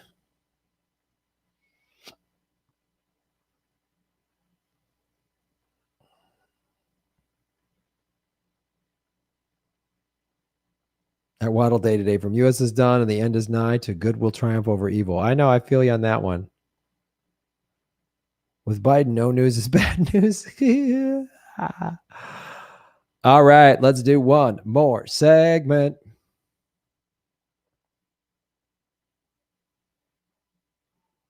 Jackson covered the speech. I can't watch Biden's. I can't watch Biden's fucking State of the Union. I just can't do it, man.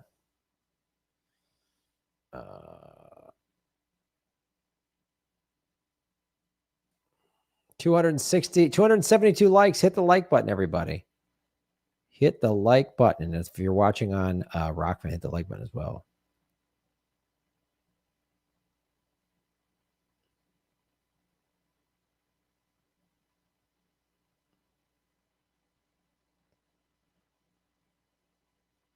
Eric Lawrence. Nice, Eric Lawrence. Thank you so much, man. Thanks, Eric. MHC, Shaving Knuckles for Justice. That's a good point, Annabelle. I just heard on Jimmy Dore's show that the Washington Post will stop fact-checking presidential statements. Oh, God. Oh, God, that's brutal. That just is so... God, that's...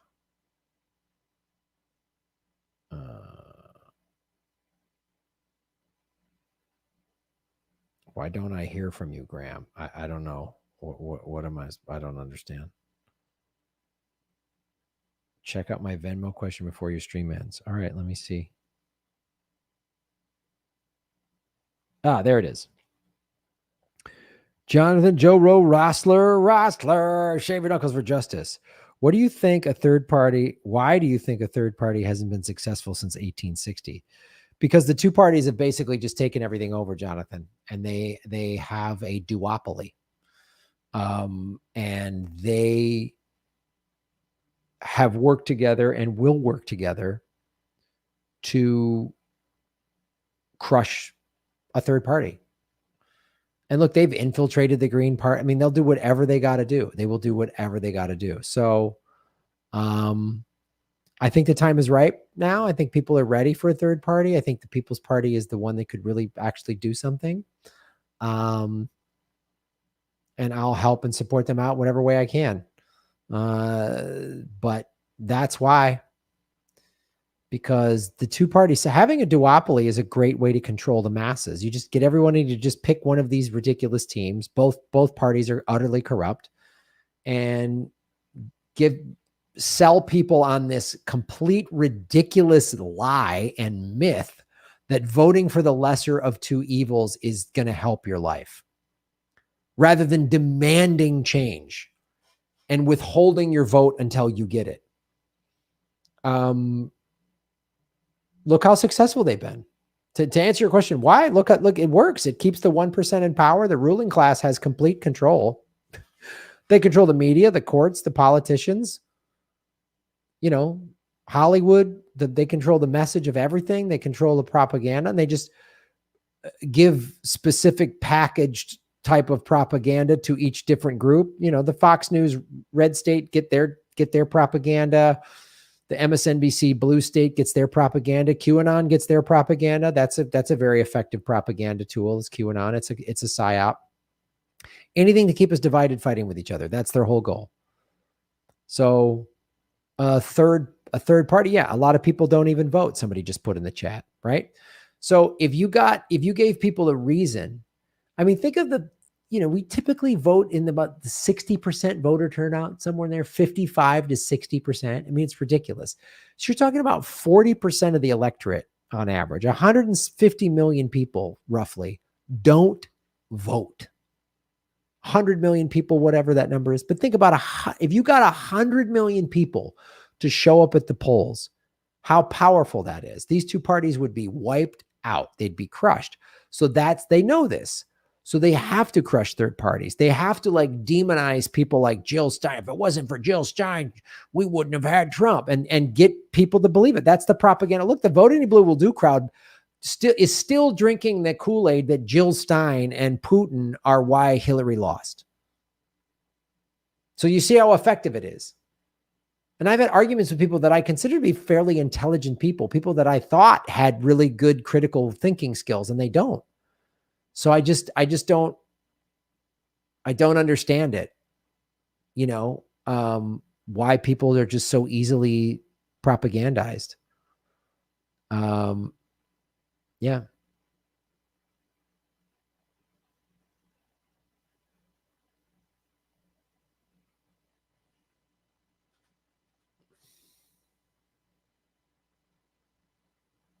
You get in trouble for not showing up for jury duty, but not voting, no problem. Yeah, exactly. In a country like Australia, it's compulsory. Voting is compulsory. You get fined. In Brazil, you get fined if you don't vote. But not in America. You have to go to jury duty. It's your civic duty. But you don't have to vote? They should force everyone to vote. They should force everybody to vote. So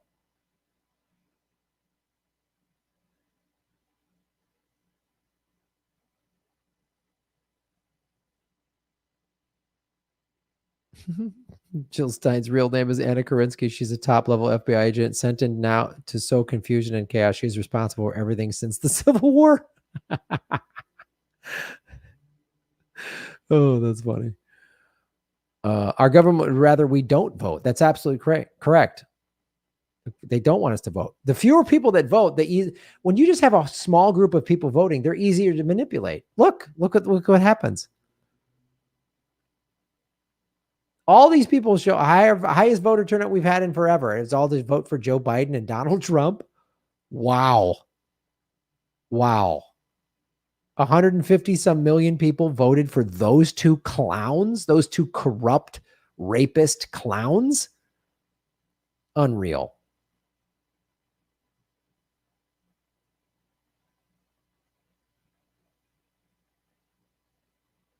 Governor Morris warns against a two-party system before there was a United States. Yeah, and it's a good point.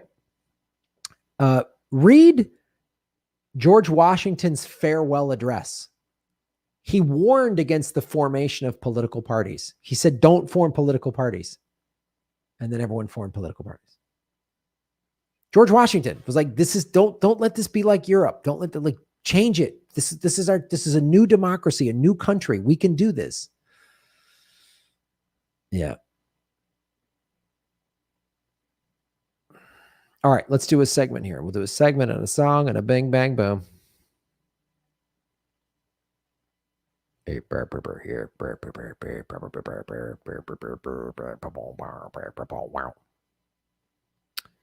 Sharif Snug, shave your knuckles for justice, dude. But Graham, AOC said Biden exceeded expectations. Oh, I was like, I can't even do a video on that. I can't even. He's exceeded expectations. I don't know how you can listen to her anymore and just be like, yeah. I mean, I guess, again, people are so suckered. They need some exalted leader so badly that then they'll just believe anything anyone says. Like, again, as I said numerous times, I was a huge proponent and supporter of AOC. I thought, oh, here we go. This will be great. And when she started pulling this crap, I was like, no, because I have critical thinking. I have critical thinking. If I came on the show and started saying, no, man, Joe Biden's doing a good job, you guys would go, what? Dude, what? I used to like TYT. I don't know what happened over there. So it's insane. Eric Lawrence, boom. Eric, shave your knuckles for justice. Thank you for making Gotham great again. Let's hit you a third time. Get some vegan food. Look at those guns. You're feeding vegan guns. Thank you, Eric Lawrence. Eric Lawrence again. Ba-boom. Thank you, brother. Appreciate it. and some extra toilet paper for the resulting bathroom buckshot from all that vegan. Come on. Oh, MHC. Ba-boom. A lot of people compare current politics to idiocracy, and did even more so when Trump was in office. But I must say that I would vote for Camacho over what major parties have been. Oh, I know. Like Camacho's, whatever Gatorade platform or whatever. A rapist exceeded expectations. Yep, I know. Think about that. That's what AOC said. A rapist exceeded expectations. Unreal.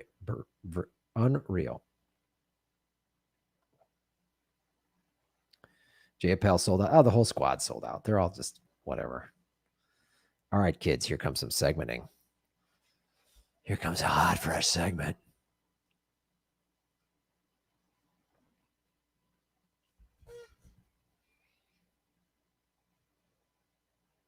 Hello, citizens of Gotham. My name is Graham Elwood, and you are watching the Political Vigilante, making Gotham great again. Oh, they've tried to demonetize us. We have been demonetized. We're in our third month of demonetization. Why haven't I completely had to shut down the show? Because you folks keep supporting us. So if you haven't, go to patreon.com/Graham Elwood or rockfin.com/Graham Elwood. I have a Venmo account. I have a PayPal account. I have an online store. All great ways to support what we're doing so we can keep bringing you stories like this. Bill Gates. Oh, our boy Billy Gates. So some people said that Bill Gates, his vaccine is going to whatever, turn us into zombies, or there's going to be a computer chip and they're going to track our movements. By the way, they don't need to they already can track our movements with a smartphone. Bill Gates says no to sharing vaccine formulas with global poor to end pandemic. This is the way. So for people that are like, don't want to take the vaccine, or if you don't want to, that's fine. But you're all like, oh, don't take it. It's a conspiracy. When this guy deliberately withholds the patents so that poor countries can just make this vaccine, that's how he's using it. The ruling elites got all the vaccines first, by the way. So I've talked about, I'm getting the vaccine. People, oh, Graham, you're pushing the vaccine. Well, why are they making it not available for poor countries? Why is like India, who's like, it's gone through the roof, they can't get the vaccine? Brazil, it's gone through the roof because Bolsonaro is a jackass. Modi's a jackass. And the Sputnik V, the Russian vaccine, was offered to Brazil, and Brazil turned it down because they were basically threatened by the US. And it's awful what's happening in Brazil and India. Because Bill Gates, he's a eugenicist, right? We've heard about this, but this is how he's denying the vaccine. So for all of you like, oh, the vaccines, blah, blah, blah, just know that there's countries that are begging for it that can't get it. And billionaires like Bill Gates are making sure they don't get it. The United States empire is pressuring Brazil to not accept the Russian vaccine. God, I hate the ruling elites. Health advocates blast Microsoft billionaire for saying patent protections on life-saving vaccines must remain. He doesn't want... Jonas Salk, if I'm not mistaken, came up with the polio vaccine and then made it free for everybody. And there's still some poor countries that have had, like, I think Angola had a polio outbreak several years ago because they're a poor country who couldn't afford it. So I just want you to know that refusing a vaccine is a form of Western privilege. I just want you to understand that. Well, there's only so many vaccine factories in the world, and people are very serious about the safety of vaccines. So moving something that has never been done, moving a vaccine, say, from a Johnson & Johnson factory to a factory in India, it's novel. It's only because of our grants and expertise that can happen at all. That's a quote from Bill Gates. So he doesn't care. He doesn't care that India is like having a crazy crisis. They're running out of wood to cremate the bodies in India. It's horrific.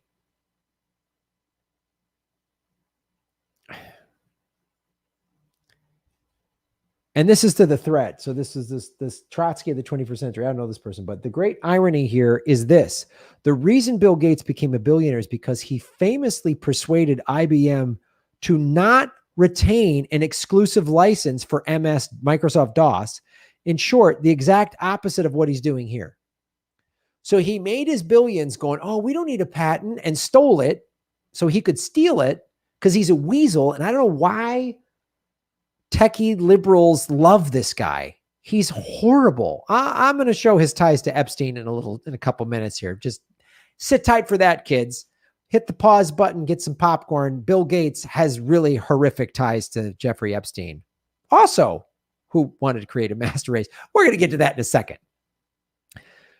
So this is how the weasel, but there's no way to become a billionaire unless you do something awful, like steal a patent. And then now withhold the patent so that third world countries can't get a life-saving vaccine. And Bill Gates, and I've done videos on this, spends money, tens of millions of dollars, buying favorable coverage from the corporate media. That's why they're always doing all these stories about, oh, isn't he a cute little fun nerdy billionaire? We love nerds and he's so great. They're not talking about this. Gates speaks as if all lives are being lost in India are inevitable, but eventually the West will help, when in reality, the US and UK are holding their feet on the neck of developing states by refusing to break TRIPS protections. It's disgusting.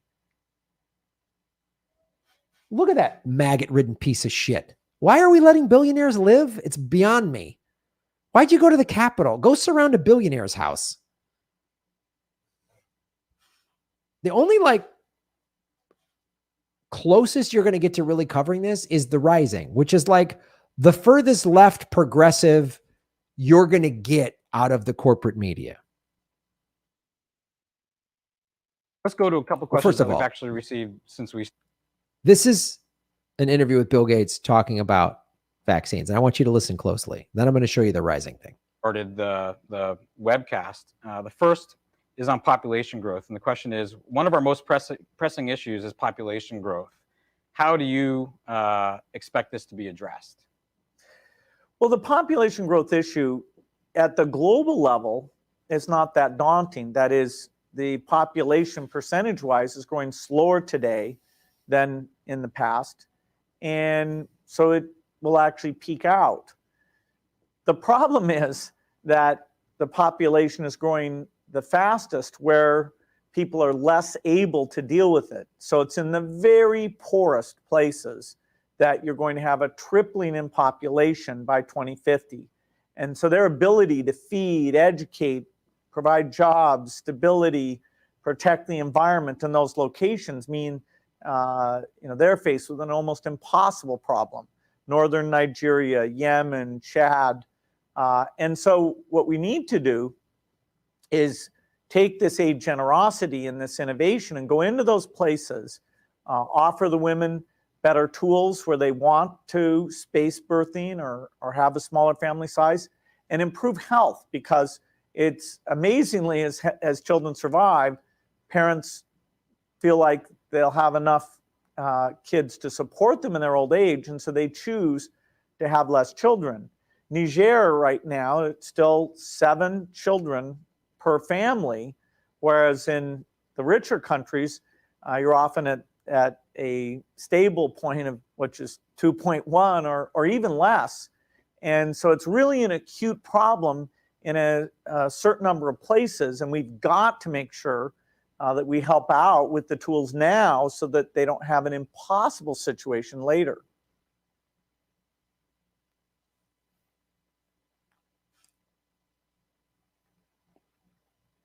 If he's worried about overpopulation, denying people a vaccine would help that, wouldn't it?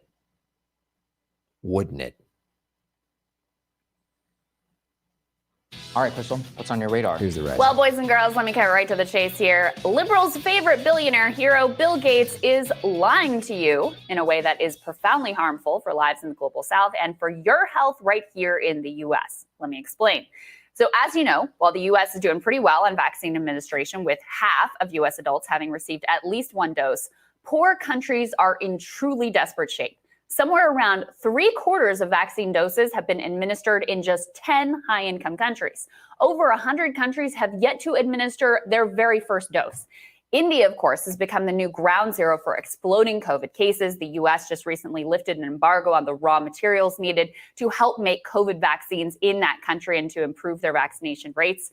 But in general, it's a mess. And it's a mess for basically one simple reason: greed.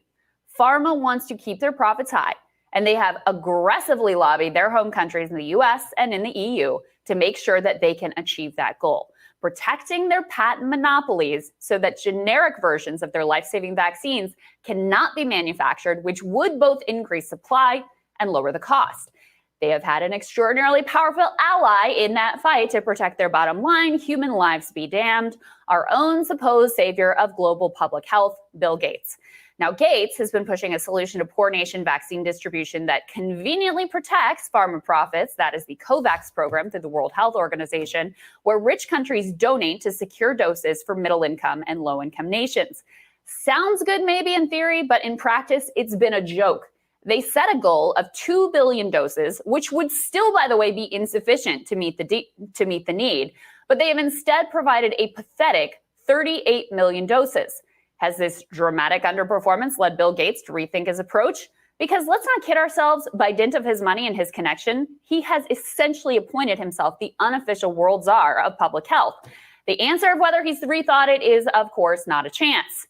In an interview on Sky News, Bill Gates was asked whether it would be helpful to lift vaccine patent protections in order to increase access. Here is his answer. There's been some speculation that the changing intellectual property rules and allowing these vaccines, as you say, the recipe for these vaccines to be shared would be helpful. And do you think that would be helpful?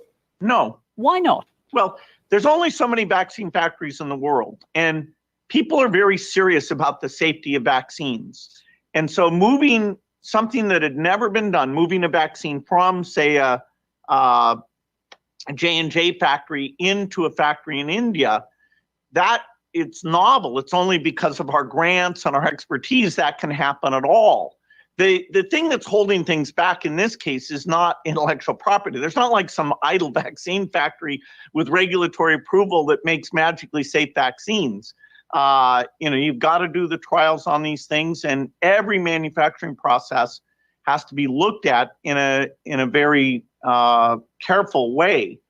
There's all sorts of issues around intellectual property having to do with medicines, but not in terms of how quickly we've been able to ramp up the volume here. I remember how shocked people were when we said we were going to do second sources in these developing country factories. That was a novel thing. And we got all the rights from the vaccine companies. They didn't hold it back. They were participating. I do a regular phone call with the pharmaceutical CEOs to make sure that work is going at full speed. So let's just unpack what he says there. His argument is that lifting patent protections will not help the supply problem whatsoever. So it's better to just stay the course and produce at the current level and hope that eventually rich countries donate enough money and surplus vaccines that poor countries get taken care of. In his words, it's not like there's some idle vaccine factory with regulatory approval that makes magically safe vaccines. Oh, really? I present to you this article from the AP. In an industrial neighborhood on the outskirts of Bangladesh lies a factory with gleaming new equipment imported from Germany. Its immaculate hallways lined with hermetically sealed rooms. It's operating at just a quarter of its capacity. It is one of 3 factories that the AP found on 3 continents whose owners say they could start producing hundreds of millions of COVID-19 vaccines on short notice if only they had the blueprints and the technical know-how. I present also to you John Fulton, president of BioLease in Canada, who says he could be making millions of doses today if the know-how had been shared. We've been passed over. We've got this production capacity and it's not being put to use. If we had started this last year, we could have shipped millions of doses by now. This is supposed to be like a wartime effort, everyone in it together, but that does not seem to be the case. And finally, I present to you the words of Manuel Martin, a policy advisor to Doctors Without Borders. The Gates organization dampened early enthusiasm by saying that IP is not an access barrier in vaccines. That's just demonstratively false. Demonstratively false. Bill Gates is lying to you when he says that lifting patent protections will not help with access. Now, look, it may not magically fix everything. Nothing is a cure-all, but it is a root cause of the problem, and it would help to ease the supply issue so that poor countries can start vaccinating, and we can all avoid the horror of watching the virus mutate to the point where it jumps the current vaccines. Bill Gates, with his billions, set the course for how global vaccine distribution would unfold, and now millions of people around the world are paying the price. Now, for those who've been tracking Gates' actions in the public health space for decades, these new comments will come as absolutely no surprise, as journalist Alexander Zaitchik writes over at TNR. Since Gates got involved in the AIDS epidemic in Africa in the late 90s, he has cultivated close relationships with big pharma execs, lauded their wonderful and noble efforts, and aggressively pushed industry-friendly policies with regards to patents. This significantly set back access to AIDS antiretroviral therapies, and it has been a disaster for COVID vaccine access. Gates's pro-industry stance also should come as no surprise, given that the man is a billionaire uber capitalist who made his own ill-gotten fortune by novel exploitations of patent law and unchecked monopoly power. Now, he may sincerely want to cure disease and make the world a better place. He also has a sincere ideological commitment to protecting monopolies and profit margins for some of the world's worst actors, and that he doesn't seem to care what the consequences are. He and pharma argue that patents help foster innovation, which creates the life-saving drugs that we all benefit from. This, too, is largely a lie. Every new drug developed over the past decade was funded by U.S. taxpayers. The revolutionary mRNA technology that pharma is so worried about monopolizing now was developed by university researchers and scientists at the NIH and the Department of Defense. Now, I know we've got a complicated love-hate relationship with billionaires in this country, but maybe, just maybe, it is not such a great idea to outsource global public health policy to a rapacious monopolist.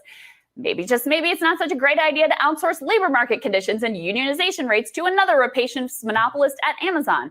Maybe we shouldn't be outsourcing free speech and censorship to another set of monopolists in Silicon Valley. Perhaps these men are good people. Maybe they're not good people. Maybe they're well-intentioned. Maybe they're not. But no one voted for them to be king of the world. They are totally unaccountable to a single soul. And every one of them is committed to existing power because they are existing power. Sagar, back when we covered that poll about... Well, yeah, I mean, she says it quite well, but I will say this, like, I mean, she's being a journalist of saying, well, maybe they're good men. They're not. Crystal, I appreciate the segment. I don't know you personally, but they're not. They're soulless sociopaths. They're awful people who spend money to put crap out like this. Oh, look at the fun-loving. He's going to avoid a climate disaster. How? By letting the third world die? So let's before these are stories that are just rarely told. So first, let's just go back a touch. Jeffrey Epstein's hoped to seed human race with his DNA. Yeah, that was a true thing. He flew a bunch of scientists to his crazy, filthy compound in New Mexico. You know, the one the Clintons visited a bunch of times. You know, when Bill was on his plane 26 times and Hillary was on twice and they had Ghislaine Maxwell at their daughter's wedding. Anyway, but let's look at this. So we know this Epstein was an evil psychopath, one of the worst pedophiles ever, sex trafficking pedophile, raped children and sold them. Maybe even had some of them killed. We don't know. But he wanted to seed a human race with his DNA. No, we don't need anybody more in there. But why then? And Bill Gates always like, gee, I barely knew Epstein. Oh, yeah. There's Bill Gates. There's Jeffrey Epstein. There is the CEO of Barclays and also was head of JP Morgan. Larry Summers, former Secretary of Treasury, and Boris Nikolic, Gates' advisor, and was the executor of Epstein's will when he hung himself with a paper t-shirt in prison 2 years ago. And there's our boy Billy Gates. Oh, what's this? Flight logs? There's flight logs. Look at that. Bill Gates. Bill Gates. March 1st of 2013. So he said, oh, I didn't know. So this is 2013. So this is now 4 years after Epstein was found guilty in Florida, 2009, found guilty of sex with a minor. Now, he got a slap on the wrist and a sweetheart deal by William Acosta. William Acosta, who was told, go easy on Epstein, he's an intelligence asset. William Acosta was then appointed in Trump's cabinet. Many women were trafficked out of Mar-a-Lago in Florida. Just in case there's any QAnoners that fell across this channel and think Trump is no. Trump is part of the evil bullshit. He's part of the evil bullshit. But I just want you to know, this is who Bill Gates is. Pals with Epstein. And he spends tens of millions of dollars to get favorable coverage, to have all good documentaries. And he's always presented in this fun-loving light. And really, Crystal Ball at the Rising is the only mainstream. And even their show is kind of on, it's done by The Hill, which is absolutely corporate media. But no one is going to cover Bill Gates on CNN or MSNBC the way Crystal Ball just did, or they're definitely, and she doesn't even bring up Epstein. You got to come to this show for me to show the Epstein ties. Let's go through this gang again. Boris Nikolic, Gates' advisor, was also, was like basically the CFO of the Bill and Melinda Gates Foundation. Okay. And an executor of Epstein's will. That seems weird to me. Secretary Treasurer, big banking guy. Jess Daly, Larry Summers, Epstein, Bill Gates, and Boris Nikolic.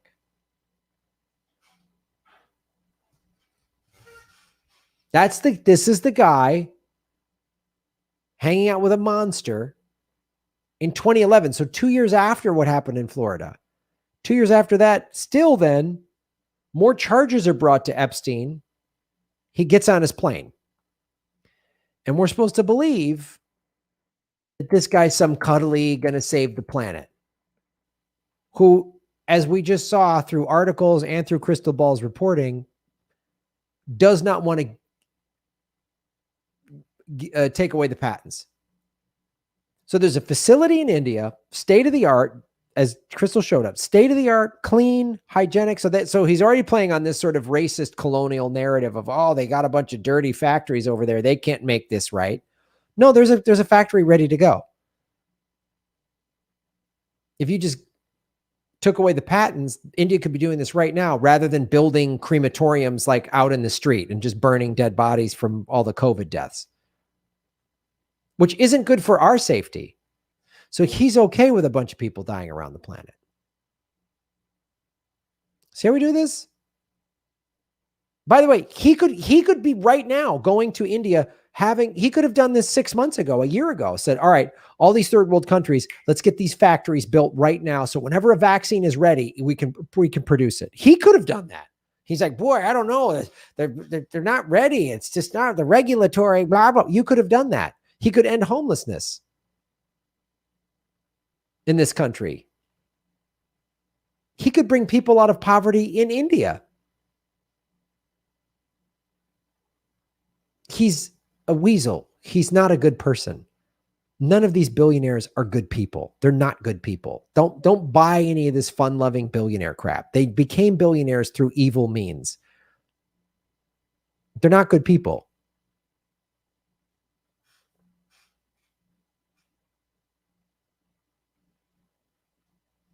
So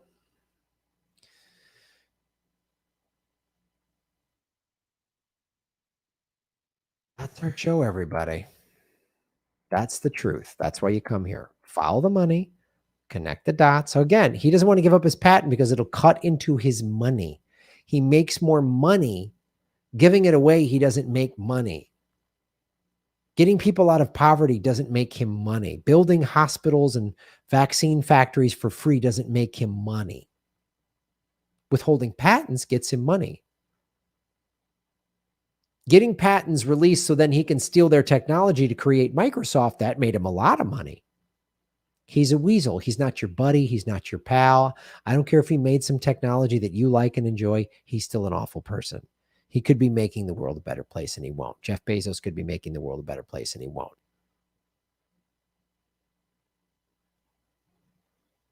Just because Elon Musk said, oh, we're going to, we're going to buy Bitcoin and you can use, okay, great. And he builds an electric car and solar panels, but he said, we'll coup who we want to coup. So still, even then, Elon Musk is awful.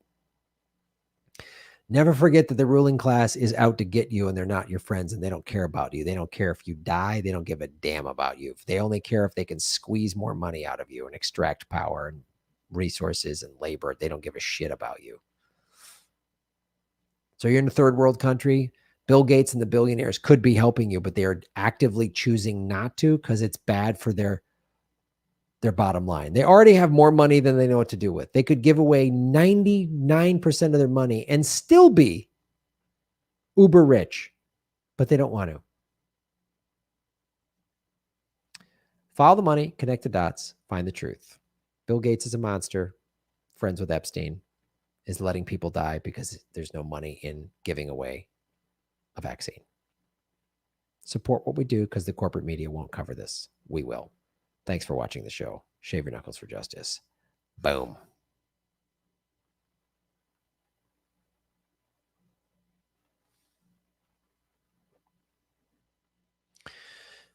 All right. Kitty cat kids. Kitty cat, kitty, kitty, kitty cat cat. Kitty, kitty, kitty, cat, cat. Kitty, kitty, kitty, kitty, cat. Eric Lawrence, thank you so much again, Eric. Shave your knuckles for justice for supporting us at rockfin.com/Graham Elwood. S-Coin, hello. You're making Gotham great again. Thoughts on Bill Gates opposing sharing vaccines on the basis of protecting patents over human lives? This man shouldn't have so much sway on public health. We decide to blot out the sun. Just my 2 Satoshis. Well, I hope you like that segment. Harry C. Smith, what's up, Harry? Shave your knuckles for justice. The Russians and the Chinese are making their vaccines and the formulas to produce them locally, available to any country that asks and has the capacity to produce them for free, which is what America should be doing. We're not.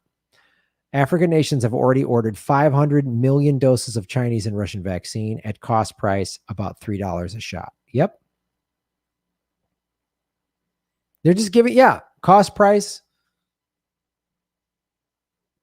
And they're going to be the heroes of this, not us, not Bill Gates. Doc Terminus, shave your knuckles for justice. The vaccine production is such hypocrisy. My grandpa was in the Rotary.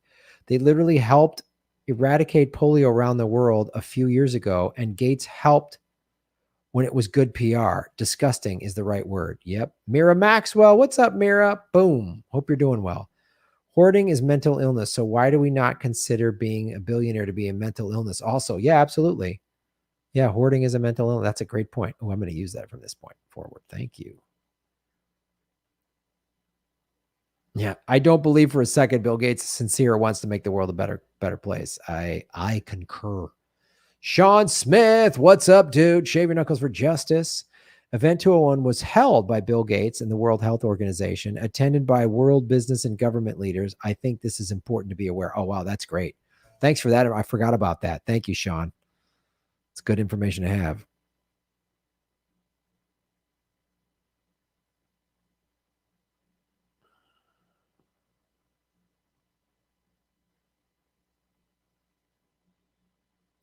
MHC, shave your knuckles for justice.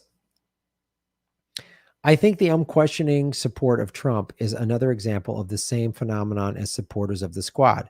People who are so desperate for someone in a position of real influence that will fight for them, they can't face the idea of them being anything less. I know. It's the same thing. It's the same thing. Eric Lawrence, dude, thank you so much, man. Big support today. I very much appreciate it, man. Love, man. Thank you so much. That's awesome. Matt S., you have a delightful way of informing me while infuriating me. Yep. Excuse me. Now you know how I feel every time Lee Camp does a segment on government secrets. Oh, all right. Let's sing a song, kids. It was On the Road Again, Granny Petrol. I didn't forget, Truth to Tweet. You might be asleep already, but I did not forget. Dunkin' Donuts coupons for COVID shots.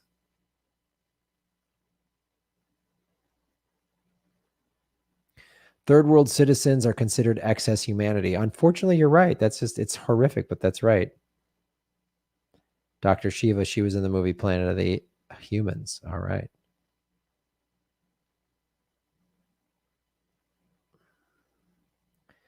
I did a report on Bill Gates in high school because he was my hero. After the report, I realized he didn't invent anything and just used legal contract loopholes to create monopolies. Isn't it a bummer when you realize that about your heroes? It's a bummer.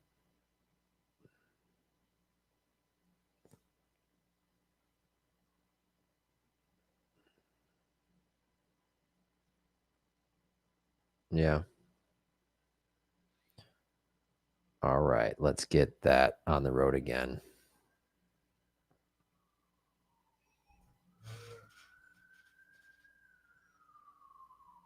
Hit the like button, everybody.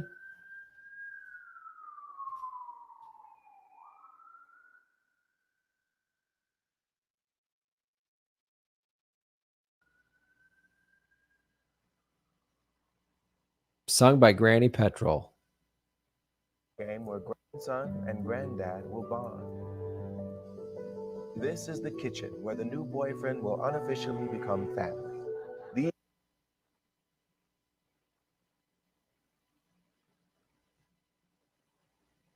I'll be right back with Granny Petrol.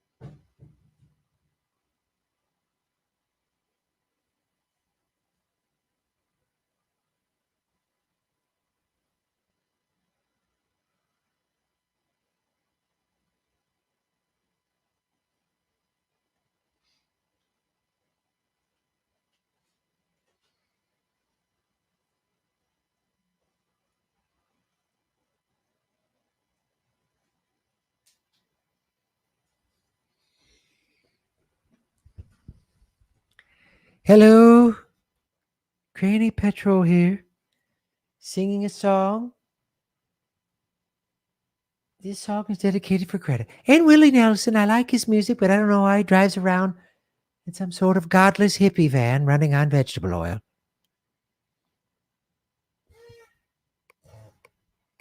Thank you, Granny Petrol says goodbye.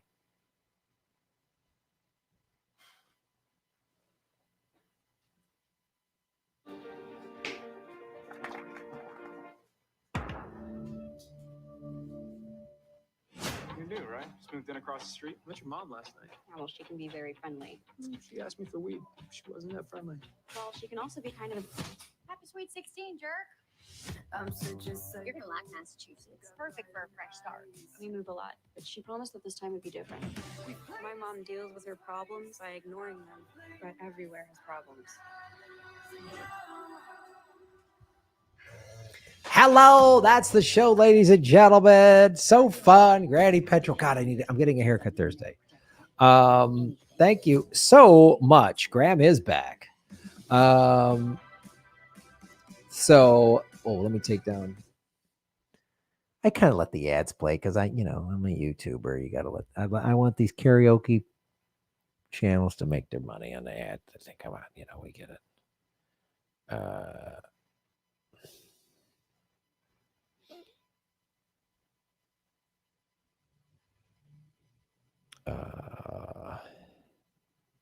MHC, Shave Your Knuckles for Justice. Thanks for supporting the show. I even recognize that YouTube ad that played before the karaoke.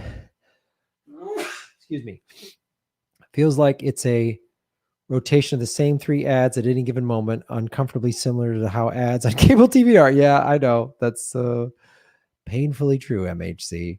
MHC, again, thank you so much for supporting the show so much today. It's great. And you're always here in the chat supporting. I appreciate that. Here's $5 towards replacing Nancy Pelosi with Granny Petrol. At least Granny is entertaining and honest. Oh, absolutely. Really fantastic. Thanks for the support, everybody, over on rockfin.com.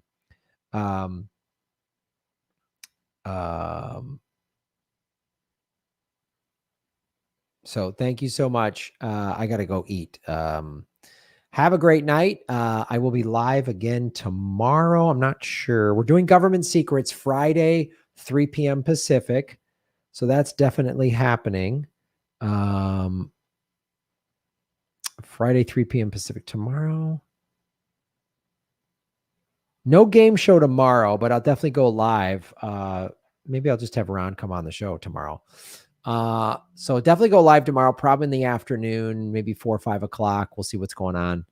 And then Friday, 3 o'clock, government secrets with Lee Camp. Rania Kalik is going to be on the show next week. Finally got that lined up. And I'm working on getting Abby Martin on the show as well.